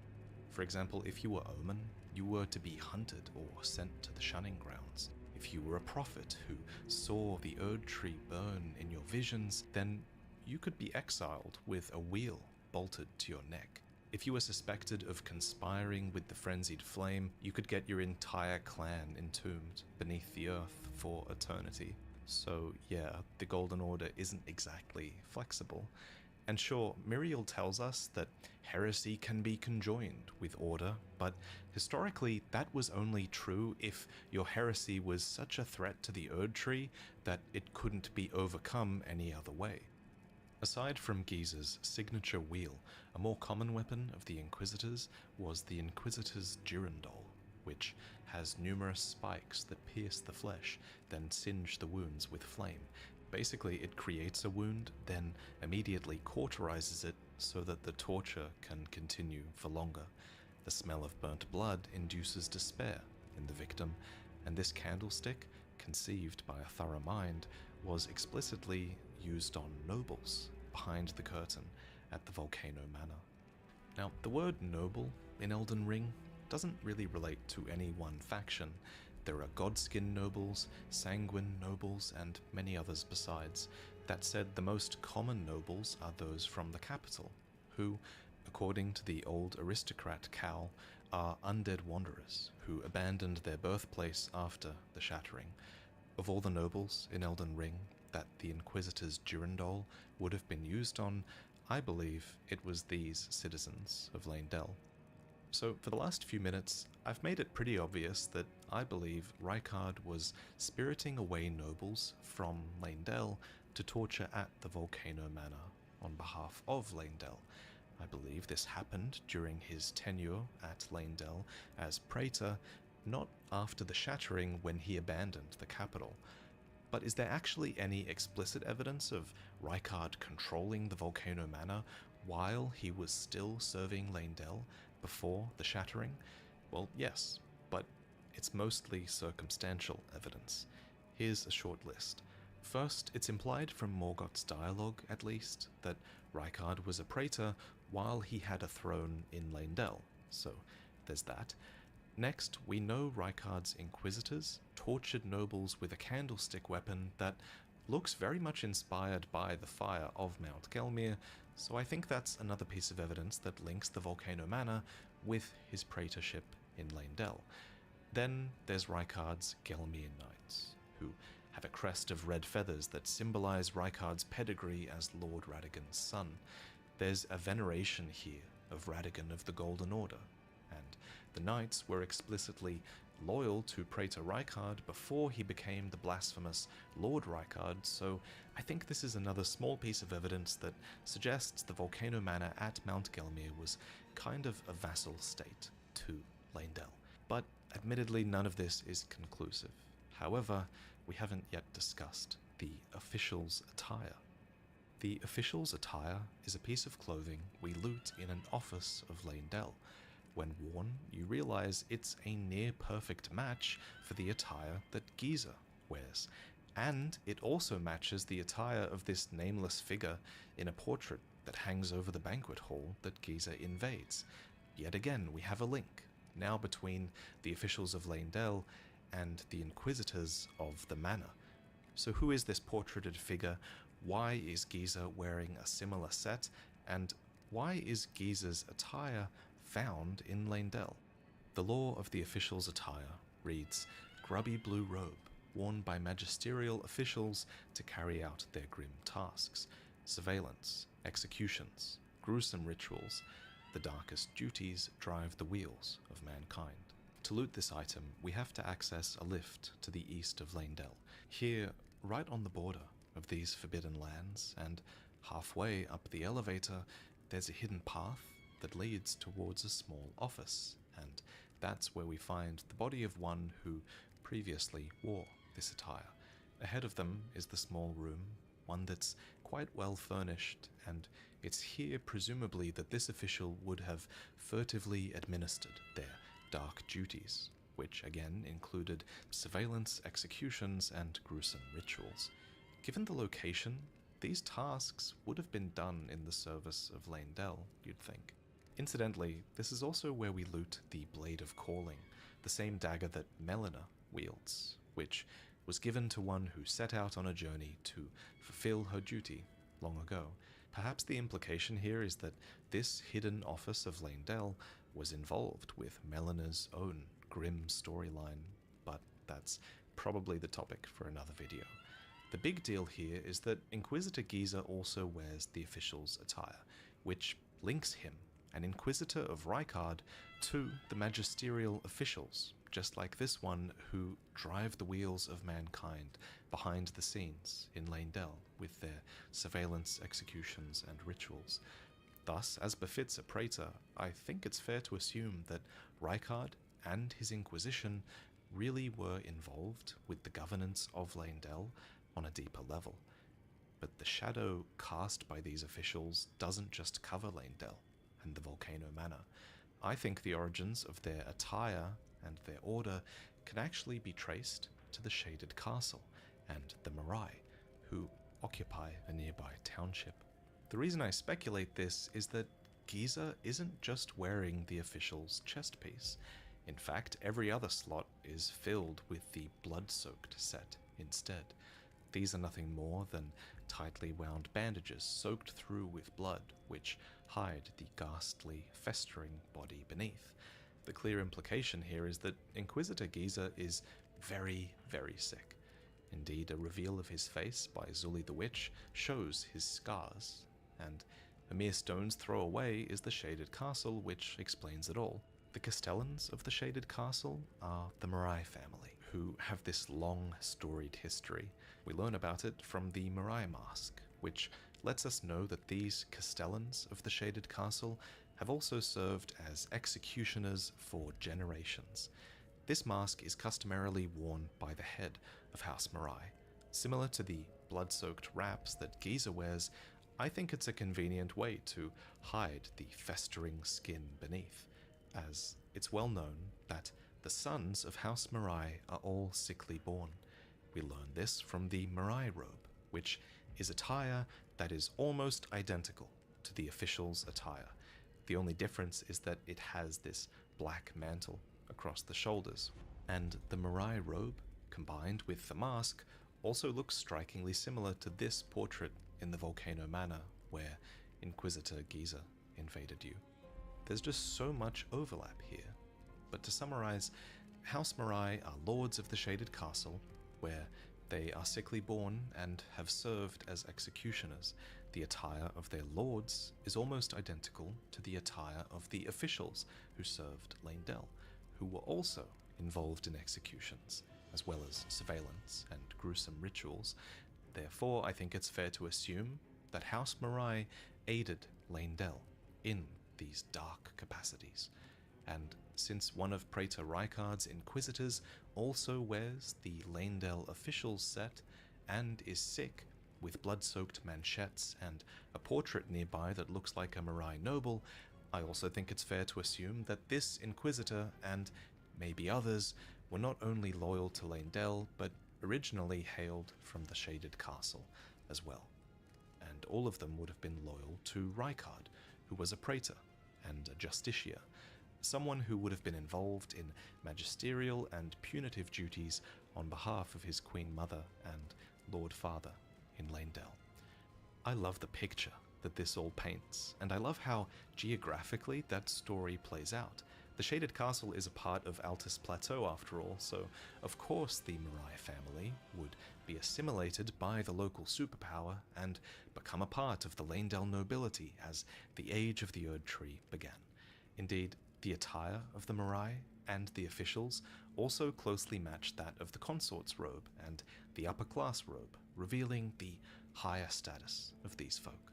So we think these Lanedale officials were tasked with surveilling the rest of the noble populace, and I like to imagine that they invited many nobles, particularly ones they were investigating, to the Volcano Manor to dine or die, perhaps with the same sort of letters that we receive. Upon arrival, the nobles are received by the proprietress of the house, and they marvel at the drawing room, a place that's designed to receive and entertain guests. There's a huge round table here, a gorgeous dining room upstairs, a living room to the side, and even smaller, more intimate rooms that guests can retire to. However, a couple of these rooms hide a secret, and it's that they have illusory walls that lead to a dungeon and a world of torture and pain.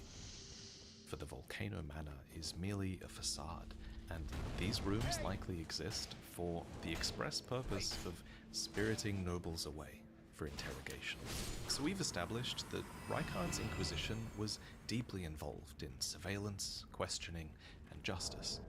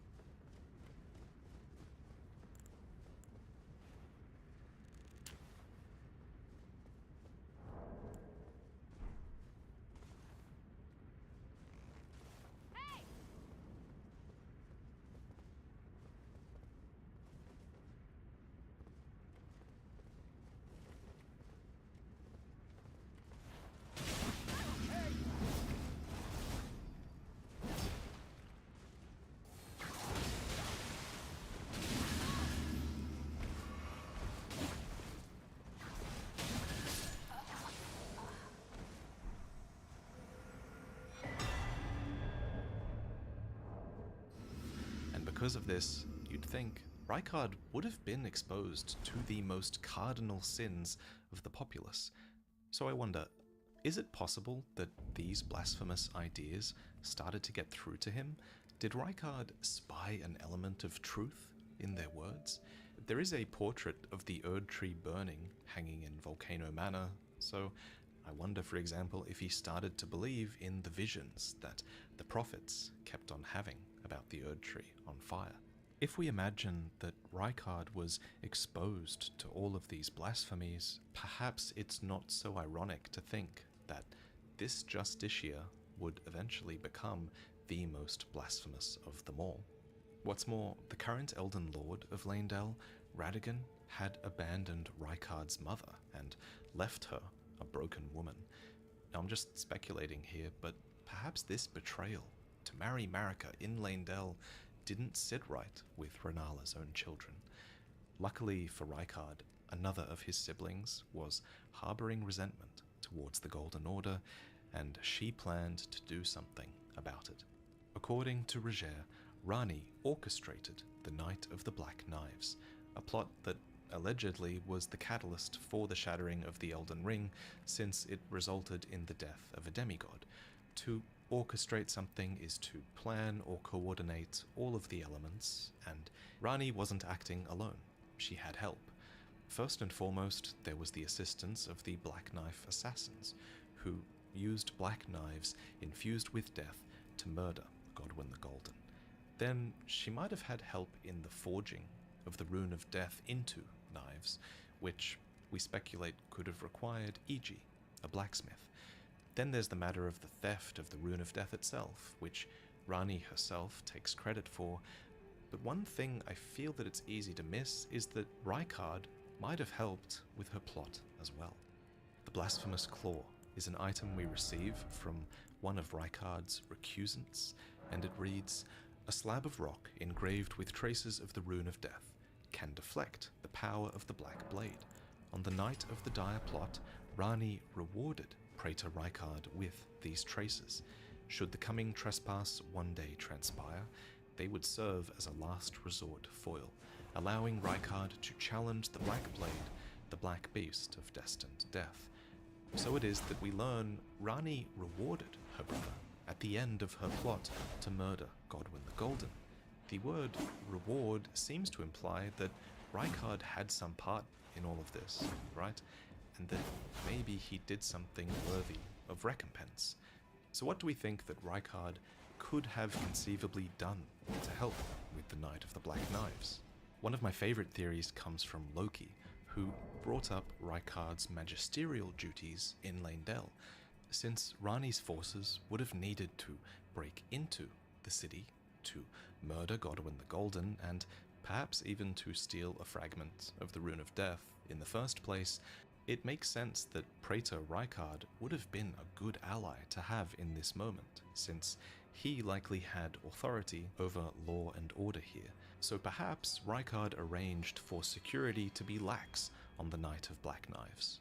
Or perhaps he gave Rani's crew intel about the city's defenses. And if you subscribe to the idea that Rykard's praetorship involved control of the army like some of the old Roman praetors had, then that definitely would have helped as well.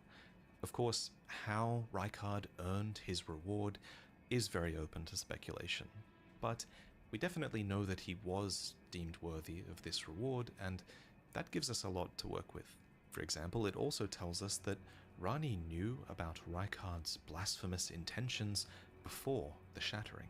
Hell, maybe merely harboring blasphemous thoughts was worthy of a reward in Rani's eyes. And what she gave was a valuable reward, the blasphemous claw. It wards off Malekith's black blade of destined death, which posed the single greatest threat to the demigods, especially to one as blasphemous as Rykard. One thing I kind of love about Rykard is that, as blasphemous as he was, even in his later years, he still keeps a portrait of his brother Radahn hanging in the Volcano Manor. Radahn, by all accounts, was a bit of a Golden Order fanboy, with armor that symbolized Godfrey, the first Elden Lord, and the red hair of Radagon, which he was keen to show off. You'd think then that this would be a painting worthy of being taken down.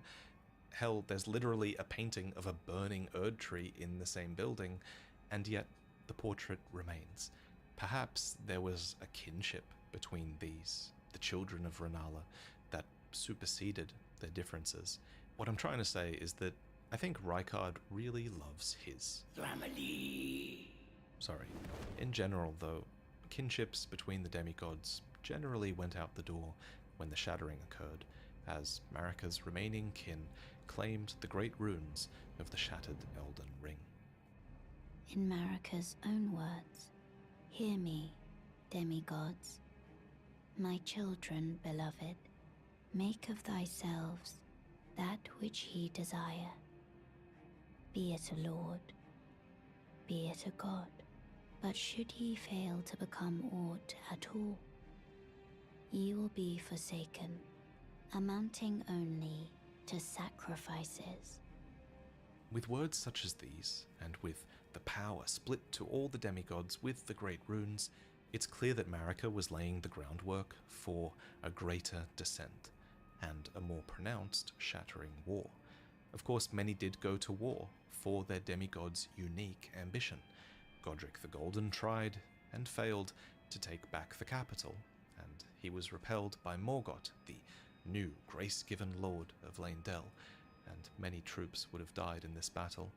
Radahn's Redmane Knights also clashed with Melania's Cleanrot Knights, which caused the Scarlet Bloom in Caelid, and when the war efforts were spent, many demigods retreated back to their domains to lick their wounds, essentially.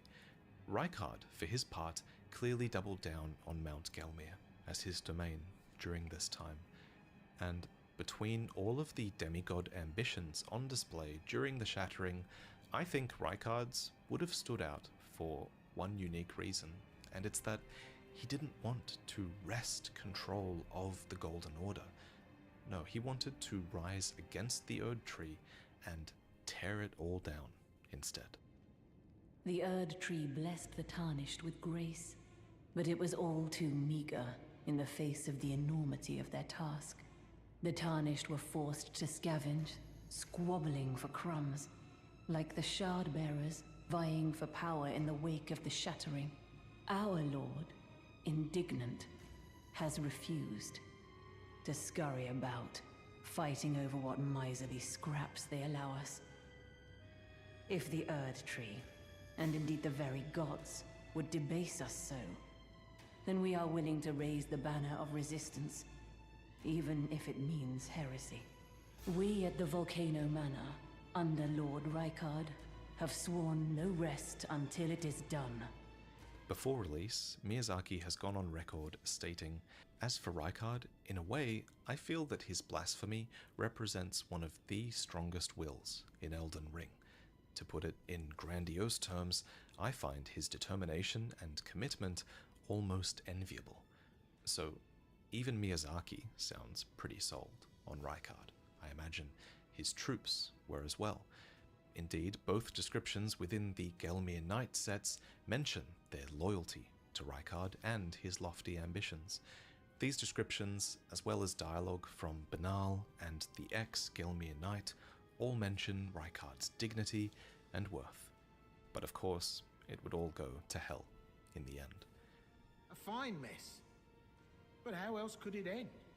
When Daddy Ambition's head over heels courting Lady Blasphemy. So this is Rykard at his height. Now let's talk about the fall.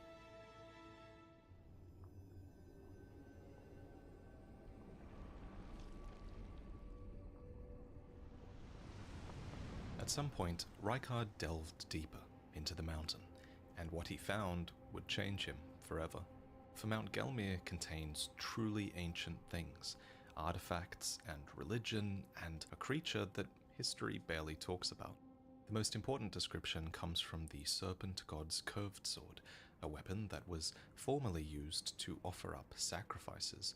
It was a tool of a forgotten religion, once practiced on Mount Gelmir, and considering the sword's design is a serpent's jaw that consumes the vitality of enemies, we can guess who the sacrifices were being made to. This culture of sacrifice helps us to explain another ancient discovery Rykard made within Mount Gelmir: hexes. Typically in From Software games, a hex is a type of death magic, which often manifests as a skull flying towards enemies. In Elden Ring, this tracks as well. The death hexes of the Deathbirds, for example, summon a horde of vengeful spirits, as does Rykard's Rancor. To be even more specific though, hexes in Elden Ring all seem to involve sacrifice in some way. The Staff of the Guilty talks about this. It's a heretical staff fashioned from a smouldering withered sapling with a little creature impaled on the end. The creature is a sacrifice that has had its blood turned into red glintstone, and the staff says that this process of sacrifice is similar to hex magic. This sacrificial process might also explain why hexes manifest as rancorous spirits. If you were being sacrificed, I imagine that would put you in a pretty vengeful mood after death. But with the age of the Erdtree usurping so many prior cultures of death, it seems hexes haven't been seen in the world of Elden Ring for quite some time. For instance, do you recall fighting Necromancer Garrus? He's this sage who fights you in this cave at the base of Mount Gelmir. Garrus is described as a heretical sage, and his heresy is clearly that he's researching death rituals that run counter to those of the Erdtree. One of Garrus's achievements is the Rancor Call sorcery. Once thought lost, this ancient death hex was rediscovered by the necromancer Garrus. Incidentally, his little snail buddies in this fight are actually snakes, who are merely wearing skulls as their shell. They're similar to the spirit caller snails, who are also snakes that are able to summon spirits. I don't think it's a coincidence that all of these snail snakes are so death-themed. I think the Great Serpent and its kin were a big part of the sacrificial culture that existed in Mount Gelmir long ago. And I don't think it's a coincidence either that Garrus rediscovered an ancient death hex so close to Mount Gelmir, especially since Rykard himself would go on to rediscover ancient hexes at Mount Gelmir as well. As a child of Renala, Rykard clearly had a knack.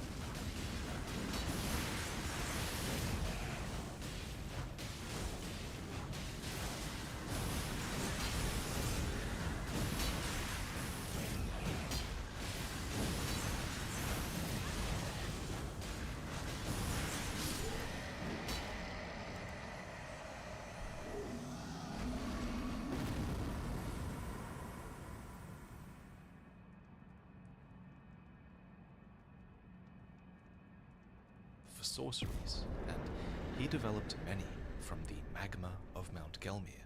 The magma shot sorcery reads, after discovering the ancient hexes of Gelmir, Rykard, son of Queen Renala, brought them back into practical use as new forms of sorcery.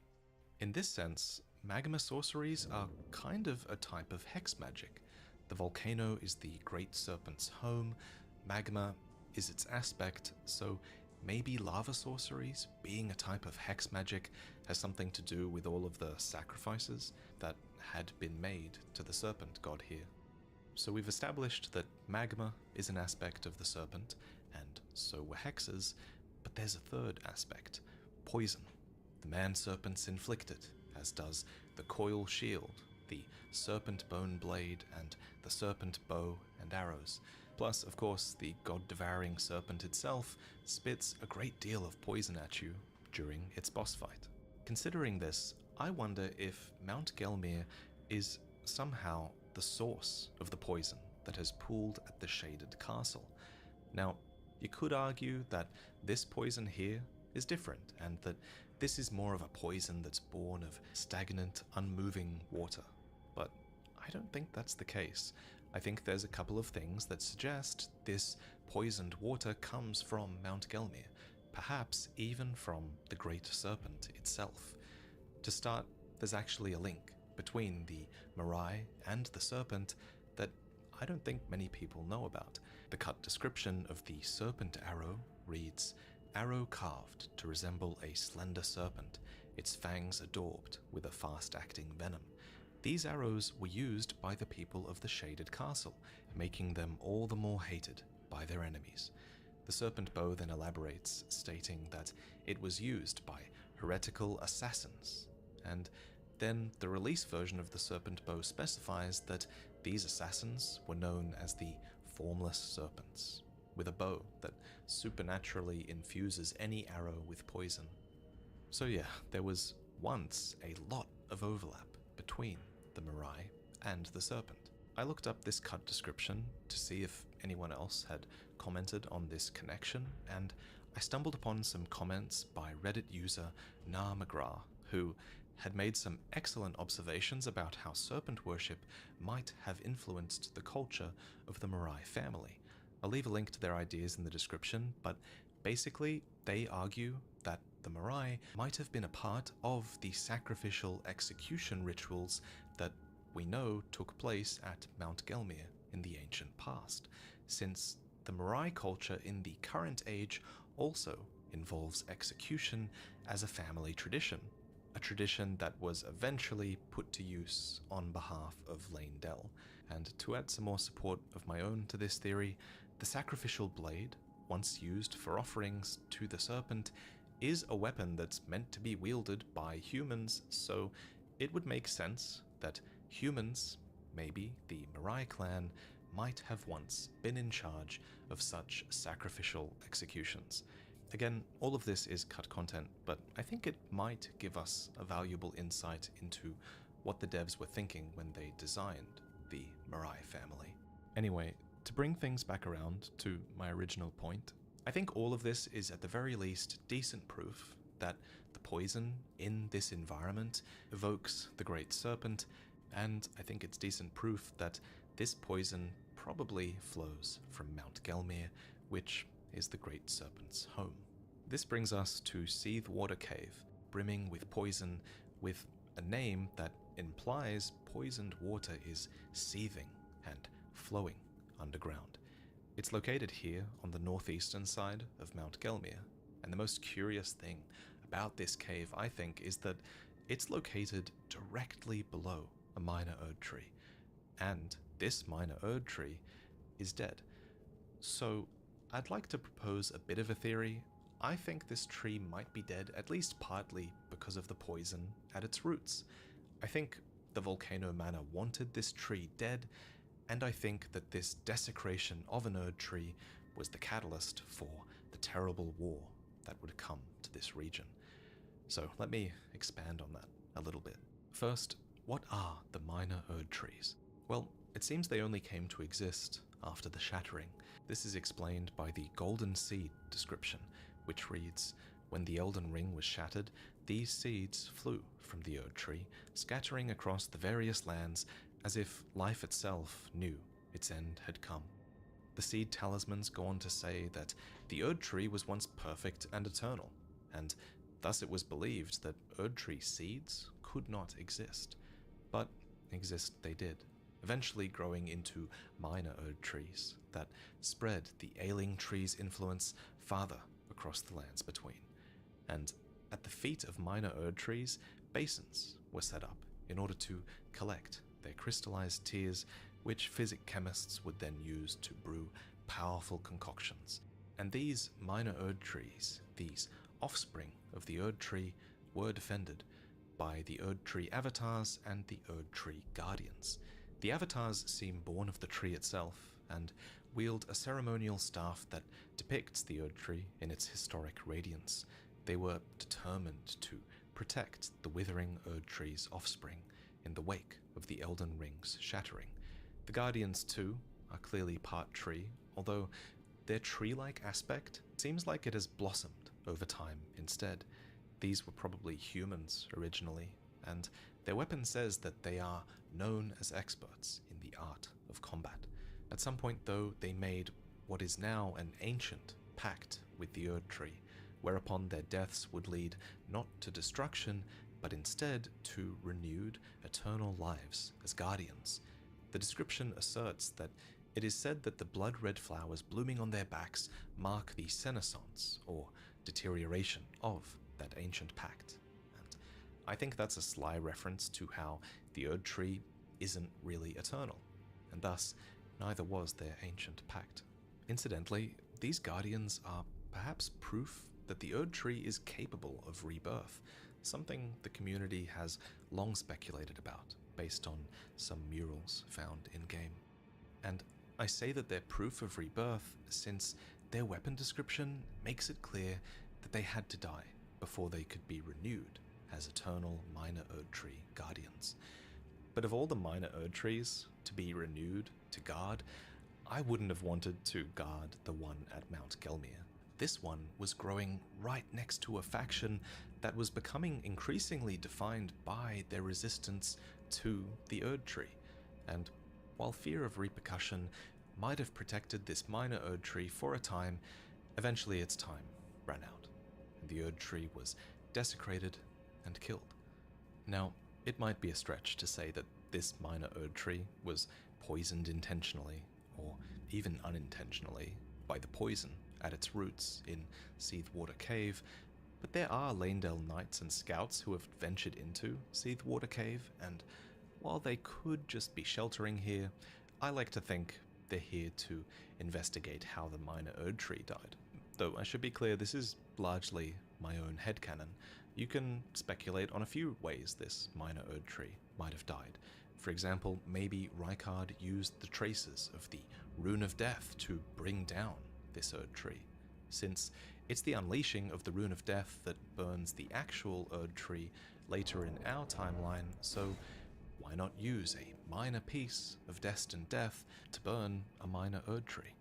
Whatever the case, this minor Erdtree is dead, and all around it we find the aftermath of a horrific battle. So considering fire and burning an Erdtree would be a cardinal sin, I feel pretty convinced that the death of this minor Erdtree might have been the catalyst for this, what Gideon calls the most appalling battle in the history of the Shattering. Now, Leyndell is all about defense, right? And there's evidence that it has successfully weathered many assaults upon its walls. It is said that the soldiers of Leyndell fight their battles defensively, and their purpose is to protect that which deserves protection, and thus the shield always comes before the sword. The one exception to that, it seems, was the assault on Volcano Manor. Here, Leyndell actually launched an offensive. There are numbered sites of grace at Gelmir, called First Mount Gelmir Campsite, located here, and then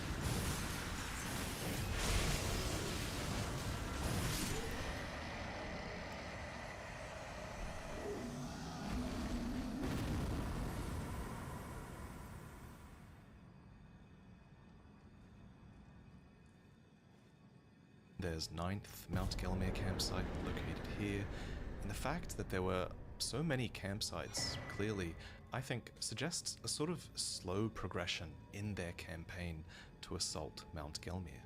But the battle itself clearly took place here, leading up to the minor Erdtree, where there are mountains of the dead and the bodies of crucified giants and other folk. It's a pretty grim scene. The only note of brevity comes from the Jar Cannon, an experimental firearm brought to the assault on Volcano Manor, where it was discovered that no one knew how to use it. While that's kind of funny, the aftermath isn't. The dead are piled and rotting, and have been for quite a while. Bodies are even seen on both sides of a broken bridge here, and assuming they didn't just throw half the bodies off this broken bridge for some reason, I feel like another logical conclusion to draw is that the war occurred so long ago and the bodies have been here for so long that a land upheaval broke the bridge in two and separated it with the bodies still upon it. We do learn from the Gelmir map that the land in this area has experienced such an upheaval, but please let me know if I'm missing something here. So basically all of the living that fought on Rykard's side are dead and gone. But what about those who fought on his side but were never alive? These are the marionette soldiers, and they're commonly employed by sorcerers, so these soldiers likely belonged to Rykard, considering his heritage as Renala's son. And they're the only ones that really fight on here now, since they're puppets. They're uncaring of their master's blasphemy or the state of the battlefield. A nearby sword gravestone comments on the battle. The assault on Volcano Manor, the squalid, the sick, the blasphemous, a wretched, unending war with no glory. The fact that the assault on Volcano Manor involved the squalid and the sick makes me think again of the serpent's poison. Human defenders of the manor in the current age do attack with poison pots, so it's not ridiculous to think that some sort of chemical warfare might have been used against the House of the Erdtree in this wretched, unending war. Speaking of which, the nearby grace references the nearby Road of Iniquity. Iniquity is a word that means immoral or grossly unfair behavior, and I think we experience the aftermath of that iniquity firsthand when we encounter this troll warrior. It's hard to say for sure which side this troll fought on, but I lean towards it fighting on Rykard's side since it's flanked by marionette soldiers. Whatever the case though, this troll warrior has seen some shit, and now it has eyes that burn with the flames of frenzy. Frenzy, as you might know from our Age of Despair video, is contagious, but it also commonly visits those who have simply experienced some sort of horror or despair. So it is with the troll here, and with many of the Leyndell Knights as well, who you find despairing around Mount Gelmir. A bunch of Leyndell Knights can even be found cannibalizing their comrades, adding to the horror of this stage. So it's no wonder then that the land itself has even become afflicted, and Eyes of Yellow, which grow in lands afflicted by frenzy, have started to flourish in this place. A spirit once allied with Rykard muses on the squalor of this battlefield.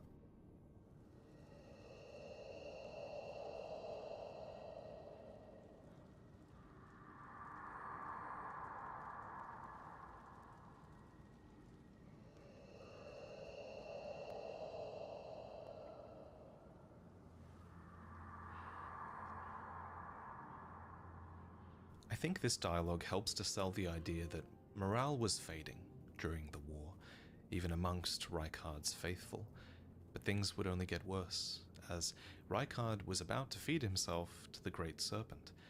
And perhaps I should clarify, at the time of the war, I don't think Rykard had yet fed himself to the Serpent. This is mostly because of Tanith. Tanith wears the consort's robe, which reads, "Long ago, when Rykard first set eyes on Tanith, she was working as a dancer in a foreign land. Soon, he made her his consort." The description then goes on to state, she was the only human to remain by his side when he became the Serpent of Blasphemy. So, since Rykard supposedly had no more humans at his side when he became the Serpent, the war must have taken place before this transition, since he obviously still had humans at his side when he was fighting in the war. That said, you definitely could still argue that Rykard had already fed himself to the Serpent by the time of this war, and that's because of these tattered flags that fly over the battlefield. The symbol shows a depiction of Rykard and the Great Serpent. Not to mention, Giza, his Inquisitor, had a weapon decorated with serpent symbolism. So yeah, as it stands, I probably lean towards Rykard not having fed himself to the Serpent yet. I think maybe he was just enraptured with it, or maybe this serpent symbolism on the banner and in Giza's weapon just showed up later in the timeline, closer to when we explore. But it's hard to say for sure, and if you guys know the answer to this, feel free to let me know in the comments. Whatever the case, I do think this assault from Leyndell was the beginning of the end. And I think the final straw was when Rykard doubled down and fed himself to the Serpent, great rune and all. It was in this moment that Tanith was truly charmed by him.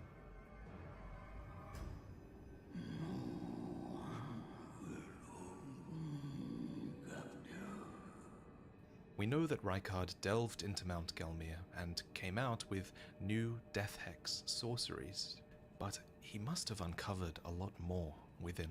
Legends of an ancient culture of sacrifice and a serpent god that could not die.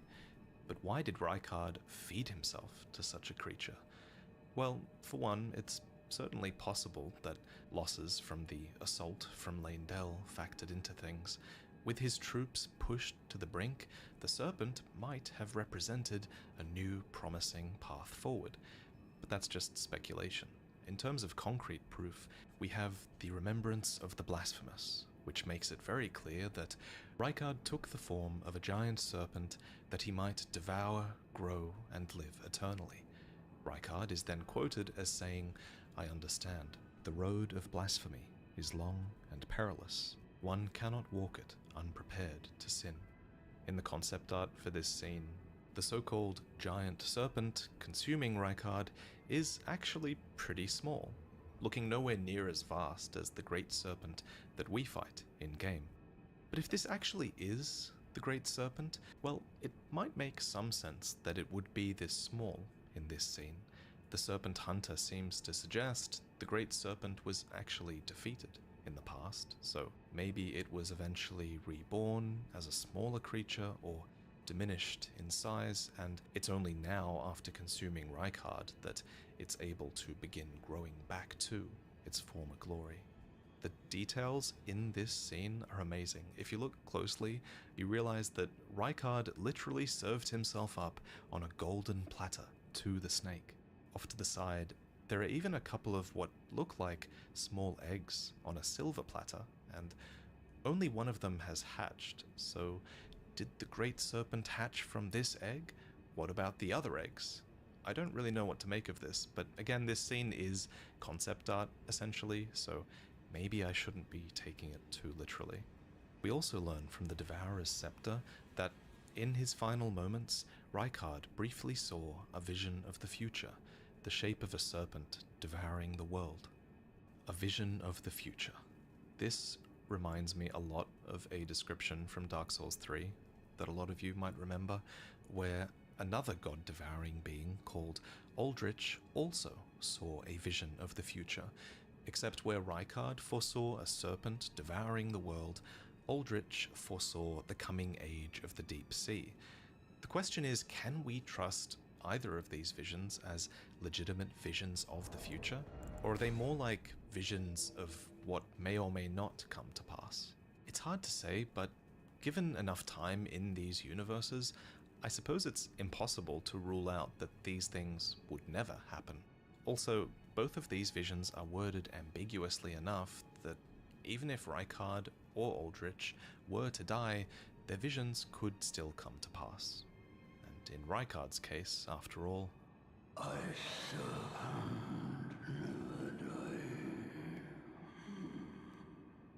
to Rykard's knights, this blasphemy with the serpent was one step too far. Someone please kill him. That horrendous serpent. Praetor Rykard.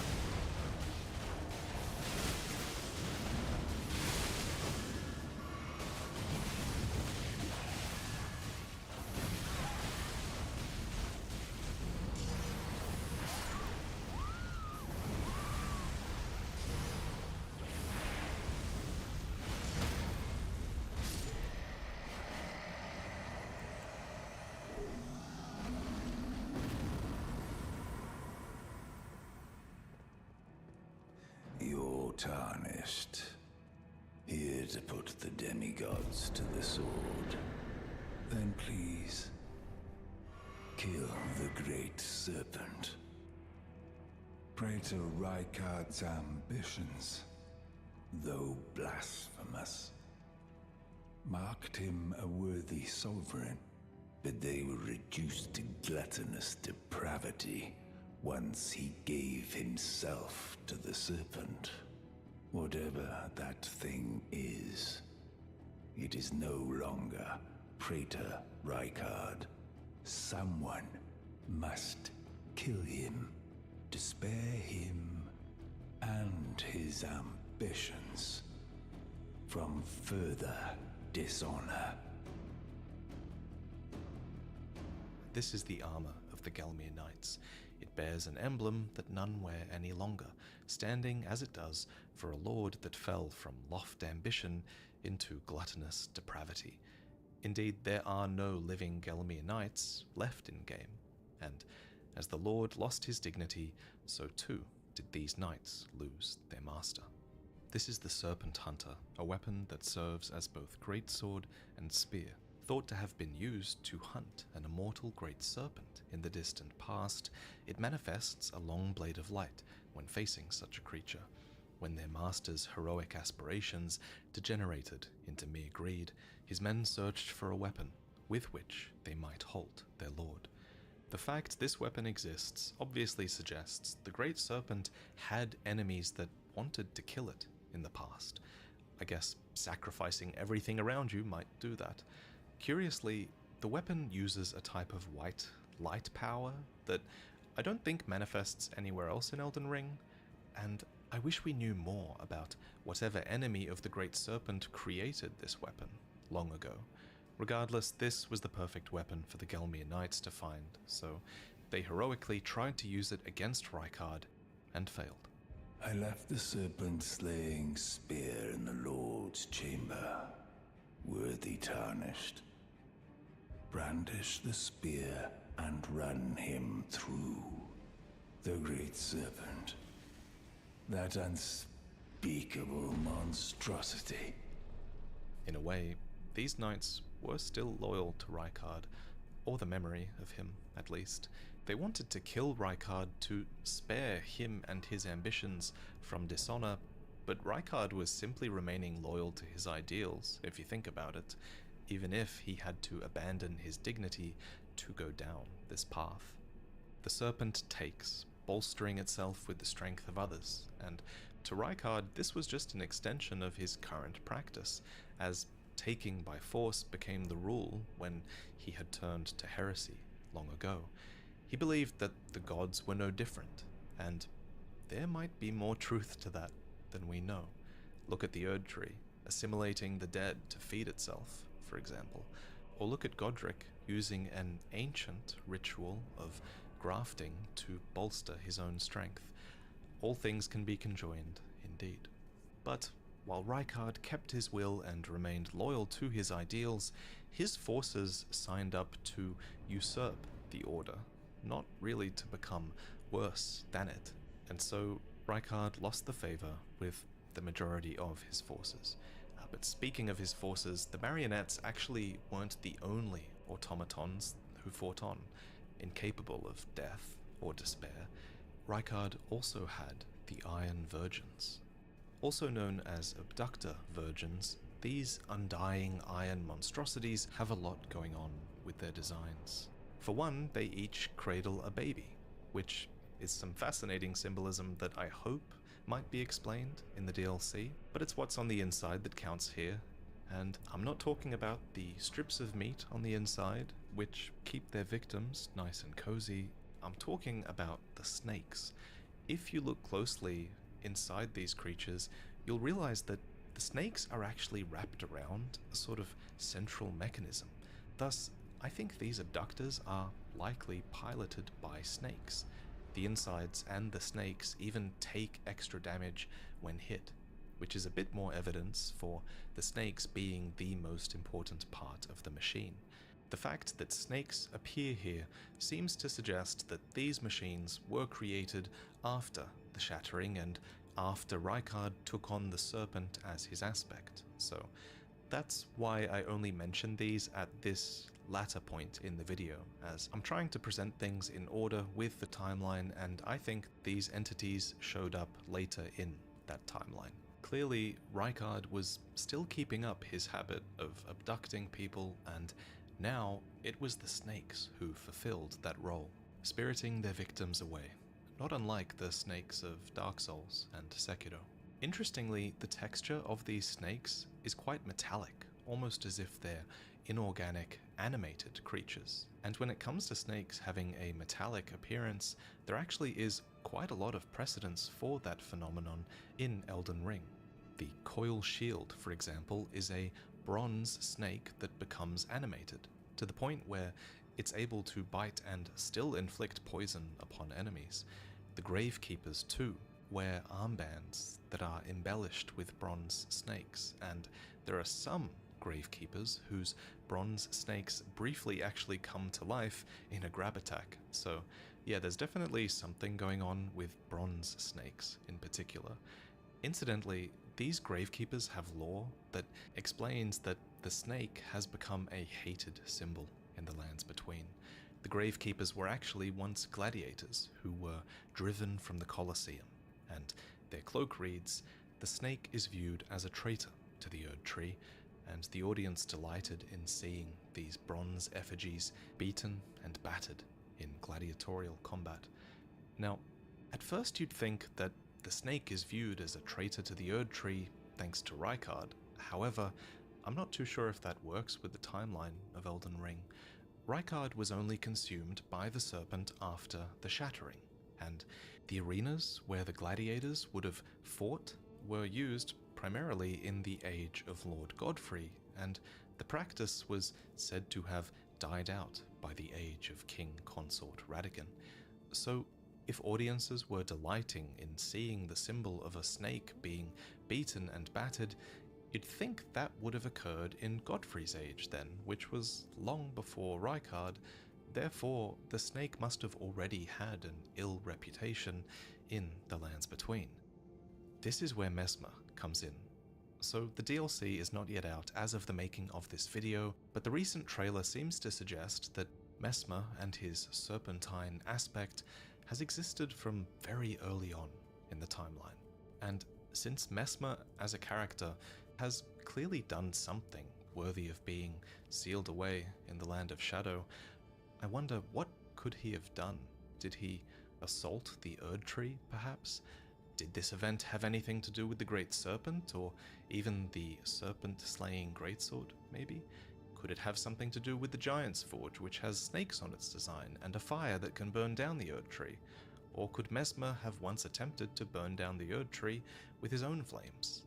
So many questions, and I think we should all go into the DLC looking for answers to questions like these. At any rate, the Abductor Virgins certainly aren't doing the snake's reputation any favors in this modern age. Their iconic weapon is this, the same wheel as Inquisitor Giza's signature weapon, which was adopted for use by the Iron Virgins. Therefore, I wouldn't be surprised if Giza invented them. Our only other source of information on the Abductors comes from patches. You're making your way to the Erdtree, no? Well, I heard something that might help. A special means of reaching your destination. Have you ever seen an Iron Virgin? The clunky contraptions are whirlwinds of sickles and spiked wheels. But long ago, they were endowed with a spell of transposition. And get this, a surviving virgin sits at the bottom of the big water wheel in the Academy of Rhea Lucaria. Its transpositional powers fully intact. So right, if you get caught in it on purpose, it'll chuck you out straight at the base of the Erdtree. Or so I'm told. This explains why this abductor in particular is still capable of transporting you while the others can't. Their abduction powers are a spell. It might have even been Rykard who cast it. You'd think a son of Rennala would be capable of casting an enchantment that could last all this time. This one intact abduction spell takes victims to a subterranean Inquisition chamber, where they could be interrogated. Rykard's abductions clearly adapted to include these war machines. Obviously, after making an enemy of Leyndell, he couldn't just invite nobles to the Volcano Manor for interrogation anymore. The world has become hostile to him now, and for a time after the Shattering, I imagine these machines were probably a very important way of getting intel about the state of the world from widely across the lands between. And these machines are found widely across the lands between. They're endlessly fighting and endlessly attempting to abduct, even though their teleportation enchantments are long faded away. There's a couple of interesting machines. One in Gelmir is missing a head and has a more wild attack pattern. It's become a part of a demi-human ambush here. Maybe they beheaded it so that they could better use it to their advantage? That same sort of thing seems to have happened to this one in the Altus Plateau as well, which is stuck at the bottom of a cave. Here, the Volga militia have weaponized it. It's clearly defeated many intruders within this death cave. Incidentally, that's also what's happened to the one in Mohg. It can't get out of this hole, and apparently that's the best way to deal with these machines. When you explore the subterranean interrogation chamber that this abductor takes you to, you realize that no torturers are left here. The need for that seems to have long faded, along with the teleportation spells on the abductors.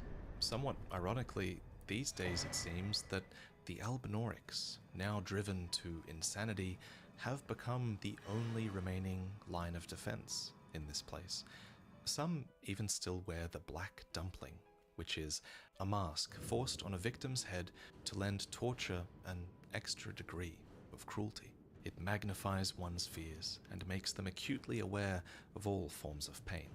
I'm not sure why Rykard was so keen to torture Albinorics, but everyone hates Albinorics in the lands between, it seems, so I guess Rykard was no different. Indeed, torture with the Black Dumpling wasn't done to get intel. To quote the item, when the Black Dumpling goes on, the torturer no longer seeks answers, only to inflict suffering without hope of relief.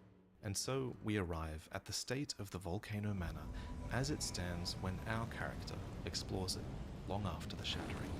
It's now a place crawling with grotesque creatures, and chief among them are the man-serpents.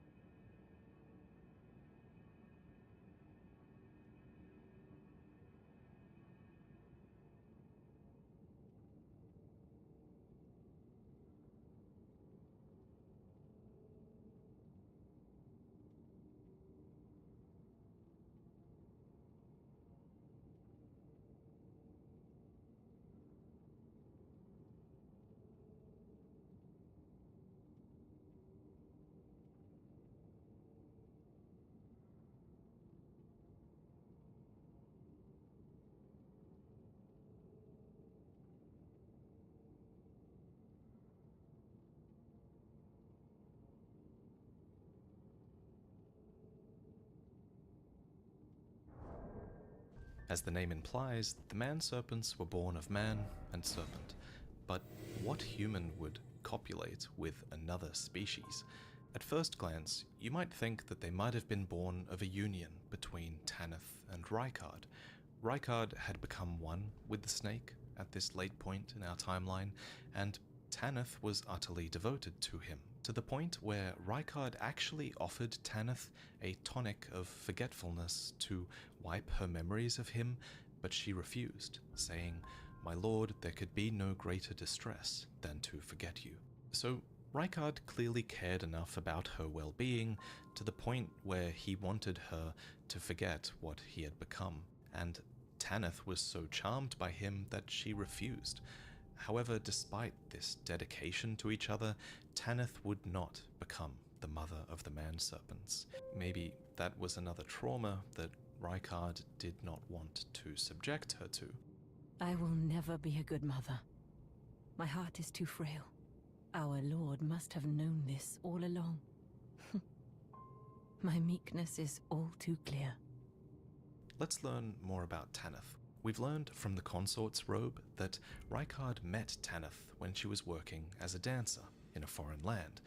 We learn more about her talents from her dancer's castanets, which are these small instruments that some dancers clap together in their hands as they perform. Tanith's reveal that her passionate dance comprises no seductiveness, but merely a dignified beauty.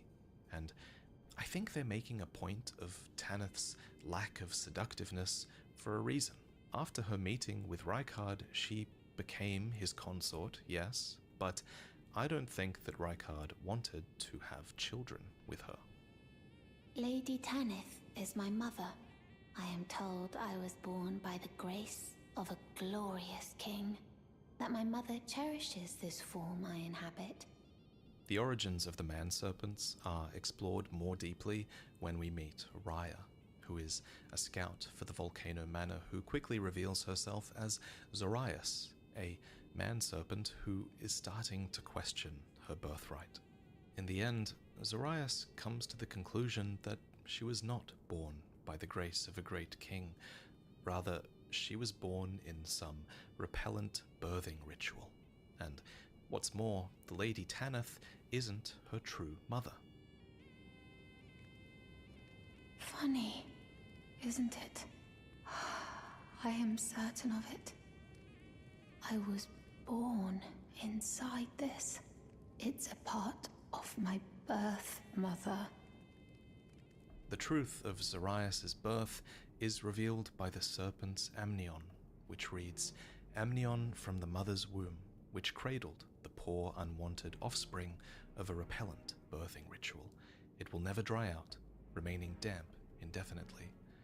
Truth is, Zorias' birth mother is almost certainly this terrible woman named Daedeka. We can surmise this because of the talisman that Zorias leaves behind at the end of the questline. Its description reads, "Disturbing likeness of a woman whose skin was flayed. She smiles with a serene tenderness. Increases damage taken." It is said that this woman, named Daedeka, indulged in every form of adultery and wicked pleasure imaginable, giving birth to a myriad of grotesque children. According to our translator, Loki, the Japanese word for grotesque used here is actually the same one the game uses to describe the deformed man-serpents in English, the clear implication being that this woman consented to what the serpent's amnion calls a repellent birthing ritual with a serpent giving birth to the man-serpents.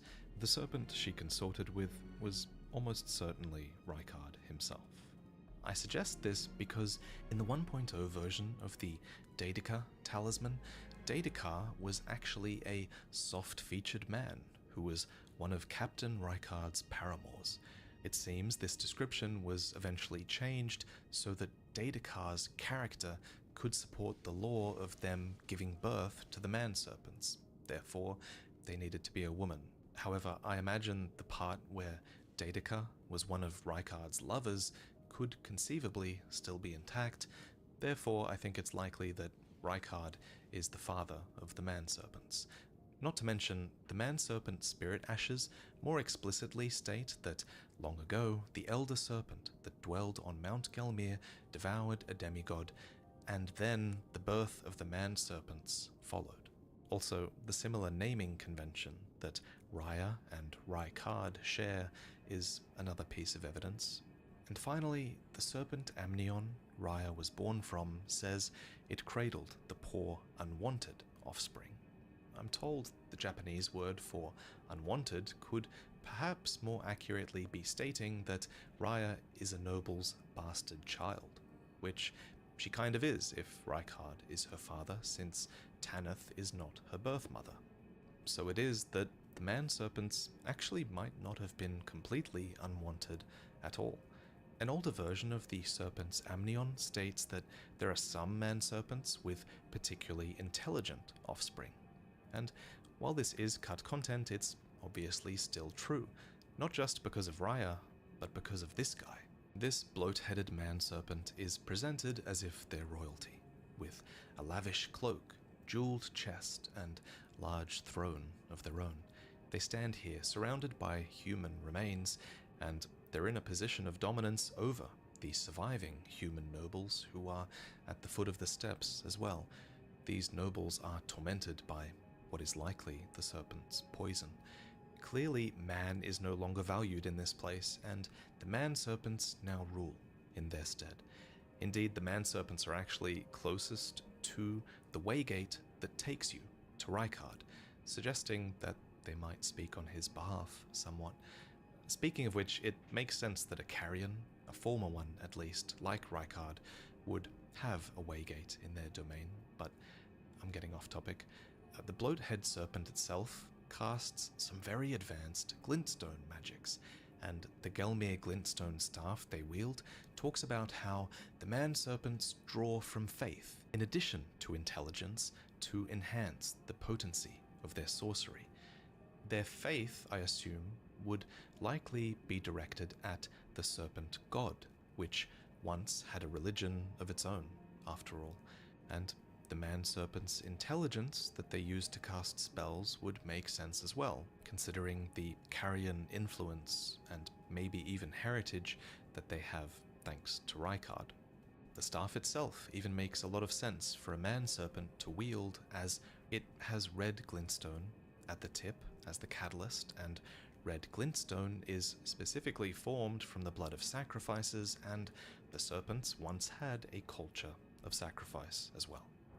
In addition to this man-serpent's mastery of sorcery, the man-serpents in general seem to have learned how to fashion weapons and shields, like the copper round shield, for example, which has been tempered in lava.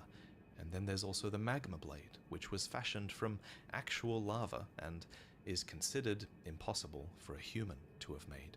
Clearly these serpents have an affinity with magma, and according to the sorcery, Gelmir's fury, the arrogance of attempting to harness the fury of the volcano belongs to men and serpents alone. Speaking of serpents also, there are a few magma worms in Mount Gelmir, and they're at home here in the lava.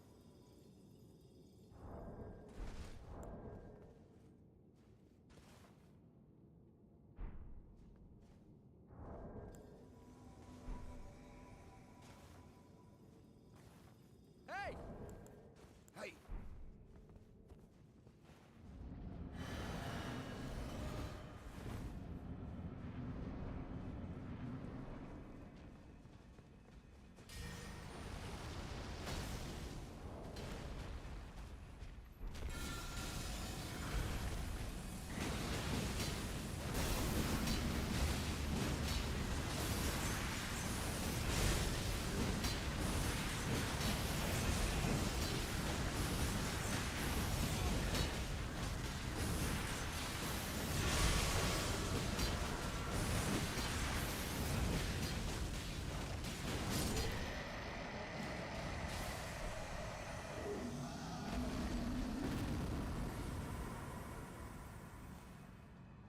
Of the volcano.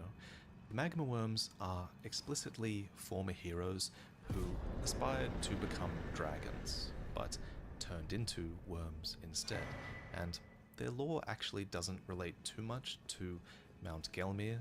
However, I think their lore could still be a nod towards serpents being lesser dragons. Again, serpents being lesser dragons is a From Software staple at this point. Within the Volcano Manor, we also see serpent statues, many with wings, which could be a reference to their once heavenly draconic origins. But hopefully Messmer and his draconic eye and his wings and snakes elaborate on this point in the DLC, since I feel like there's some ancient history we're missing. Speaking of ancient history, one of the biggest mysteries in all of Mount Gelmir is this place, the Temple of Igle.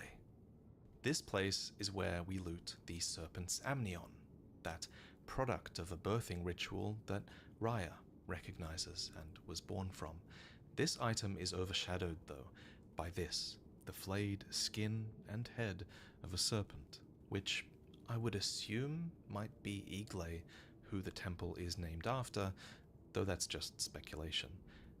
Another piece of speculation is that this large serpent's skin is flayed in the first place, though I think that might be explained by the presence of the Godskin noble who defends it.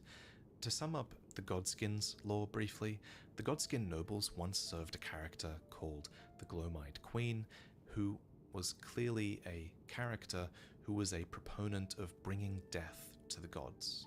And what's interesting about the Glowmide Queen is that there's some dialogue from Melina that suggests that the Glowmide Queen doesn't just care about death, but births as well.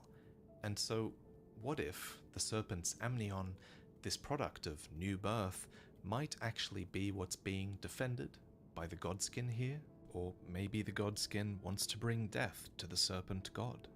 Maybe this Godskin, like so many other Godskins in-game, is allied with blasphemous forces in order to strike back at Queen Marika. Or maybe the Godskins have ties to the snake, since their necks can do this extendy thing. Maybe they were involved with the man-serpent birthing ritual.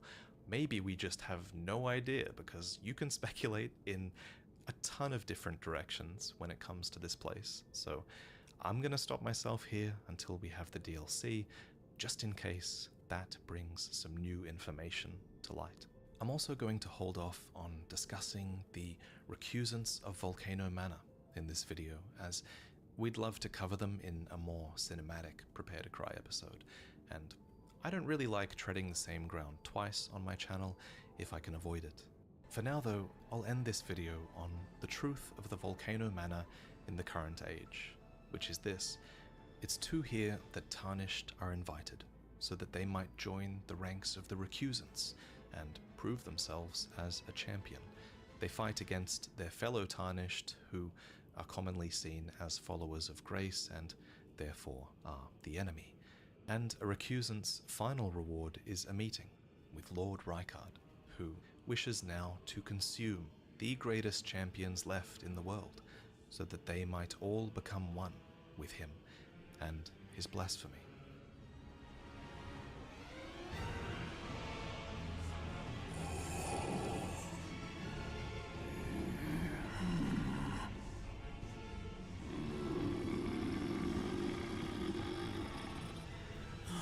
Very well.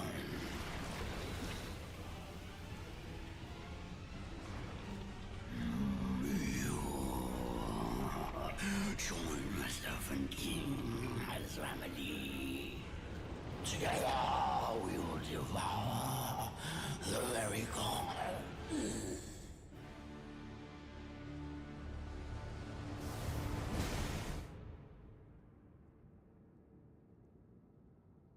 Oh, you... Allow me some time. Our lord's carcass is vast, and not easily consumed. Dear Rykard, please, find purchase within me. I wish to be your serpent, your family. One day, let us devour the gods together.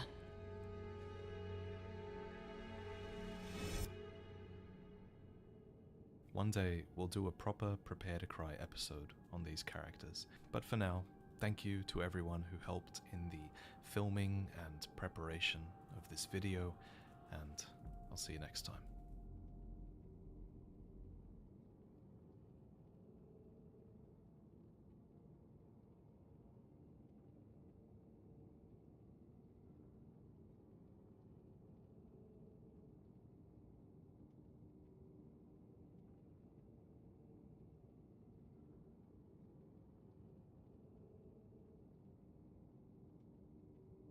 I bet you ain't never seen nothing like this before. It's a guy playing Elden Ring. He made a build. Now he's invading other people with the build that he made. That's me, who I am. And you're watching it. YouTube said you liked it. My name is Saint Riot, and I made a Bloodborne guy. Kind of a Bloodborne guy. An inspired by Bloodborne guy. Since Bloodborne has trick weapons, weapons that transform from one thing to another, I thought, hey, what's the closest I could get to that in Elden Ring? And the answer I came up with was this kind of cute idea of soft swapping between a straight sword and a big hammer, or a straight sword and a big sword, like Kirkhammer and the Ludwig's Holy Blade, respectively. I love both of those weapons. I love Bloodborne. And as I've PvP'd a lot, the soft swap has sort of fallen out of grace. It's, you know, no Elden Ring pun intended.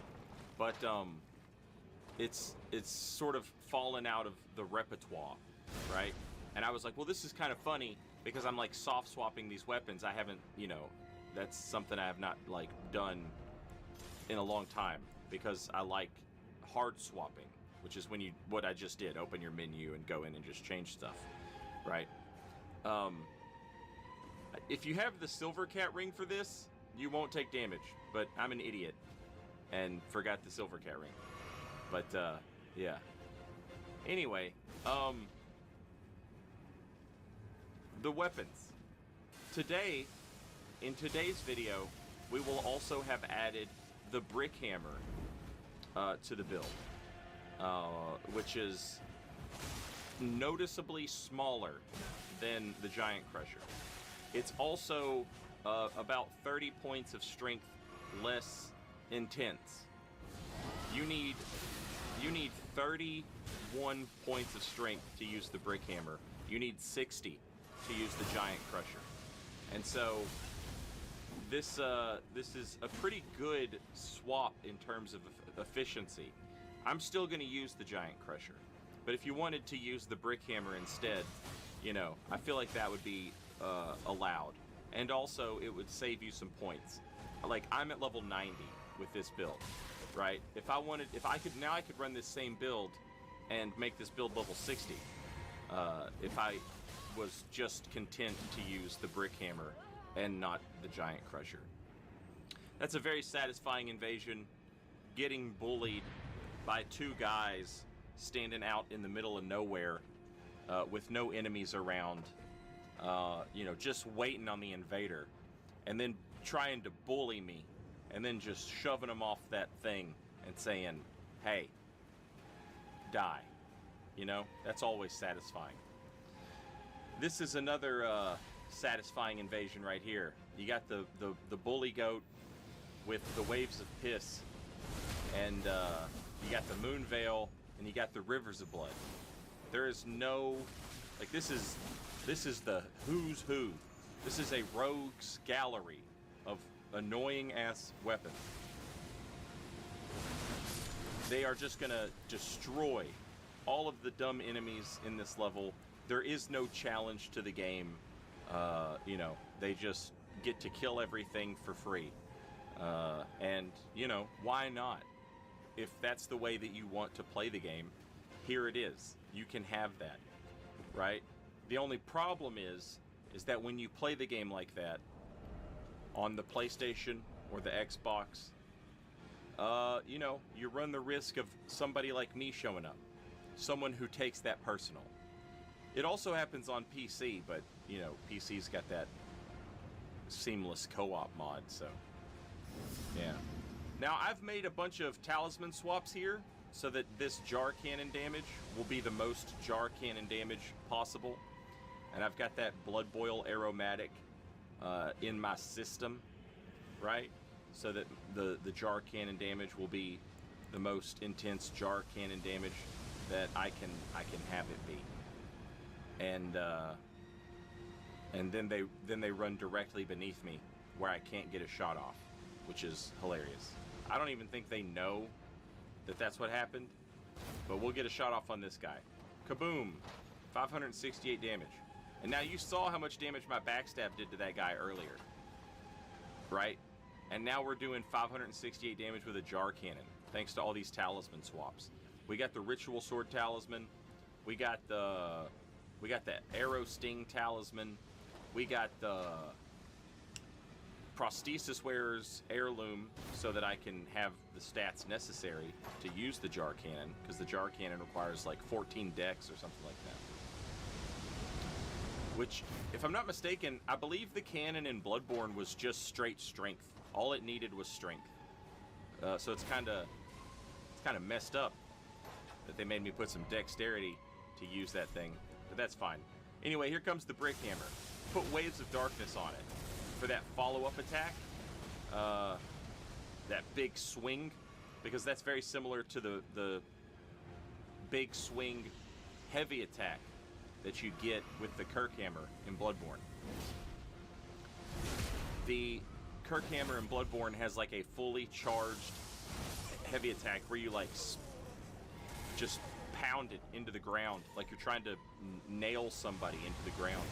And then if you press heavy attack again afterwards, you get this giant baseball swing, and it kind of reminds me of Waves of Darkness's follow-up attack. So we went with that.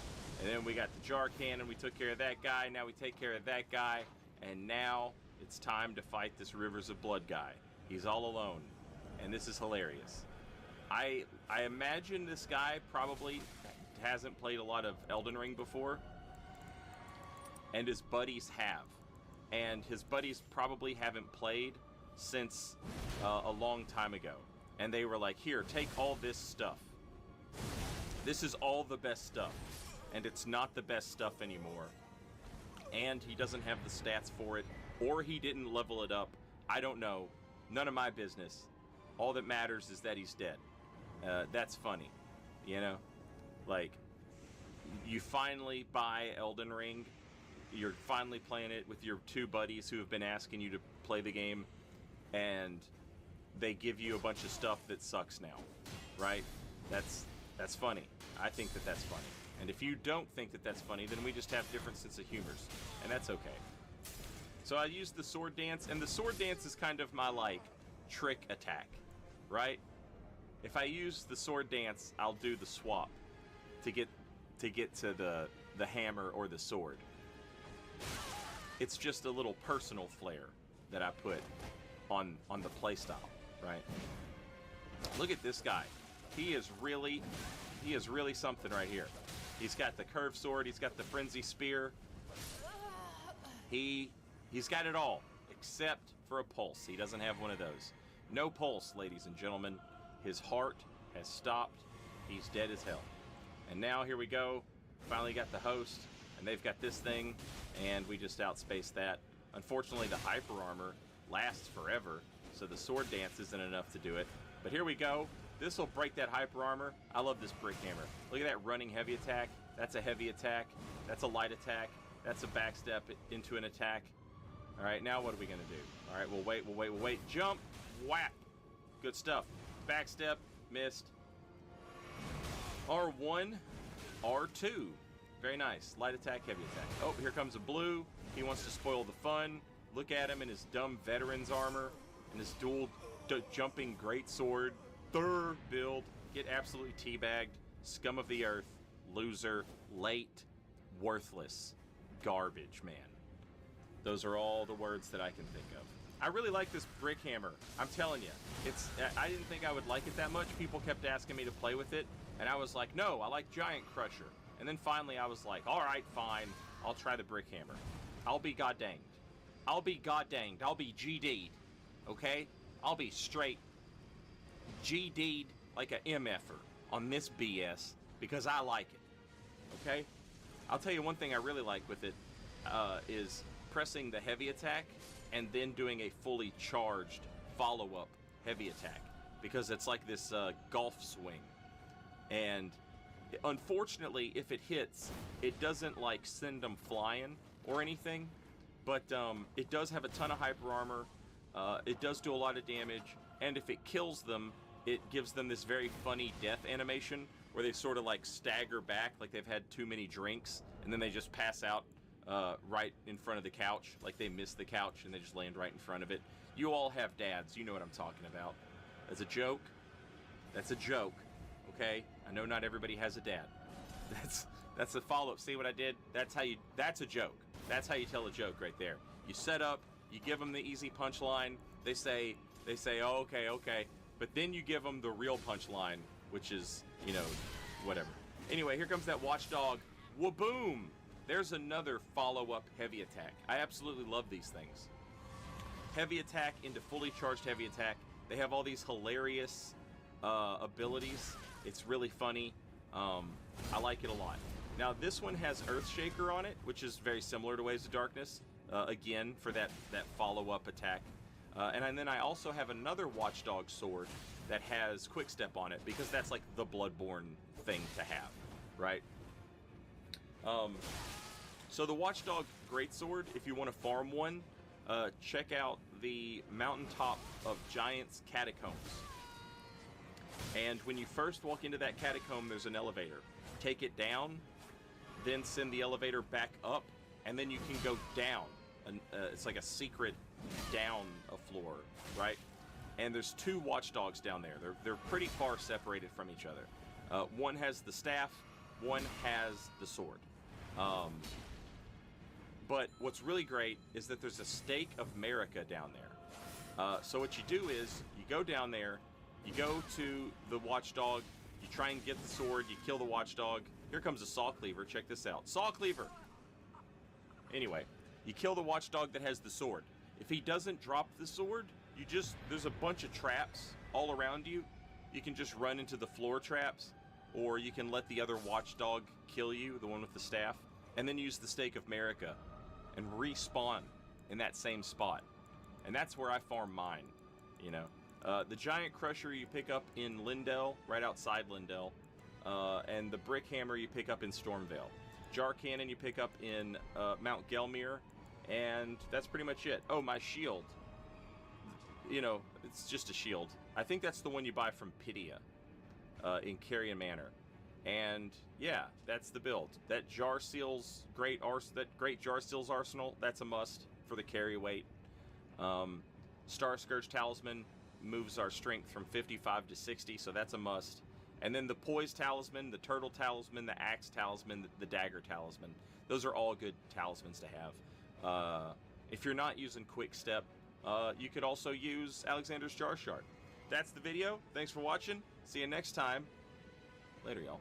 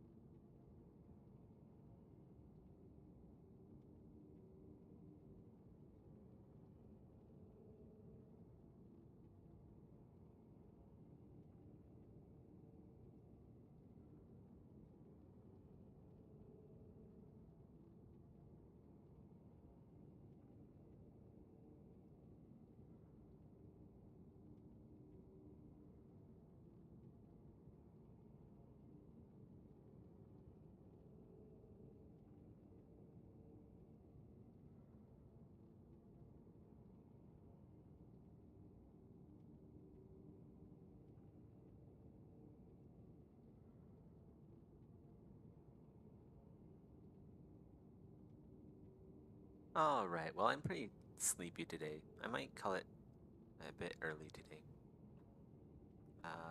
Yeah.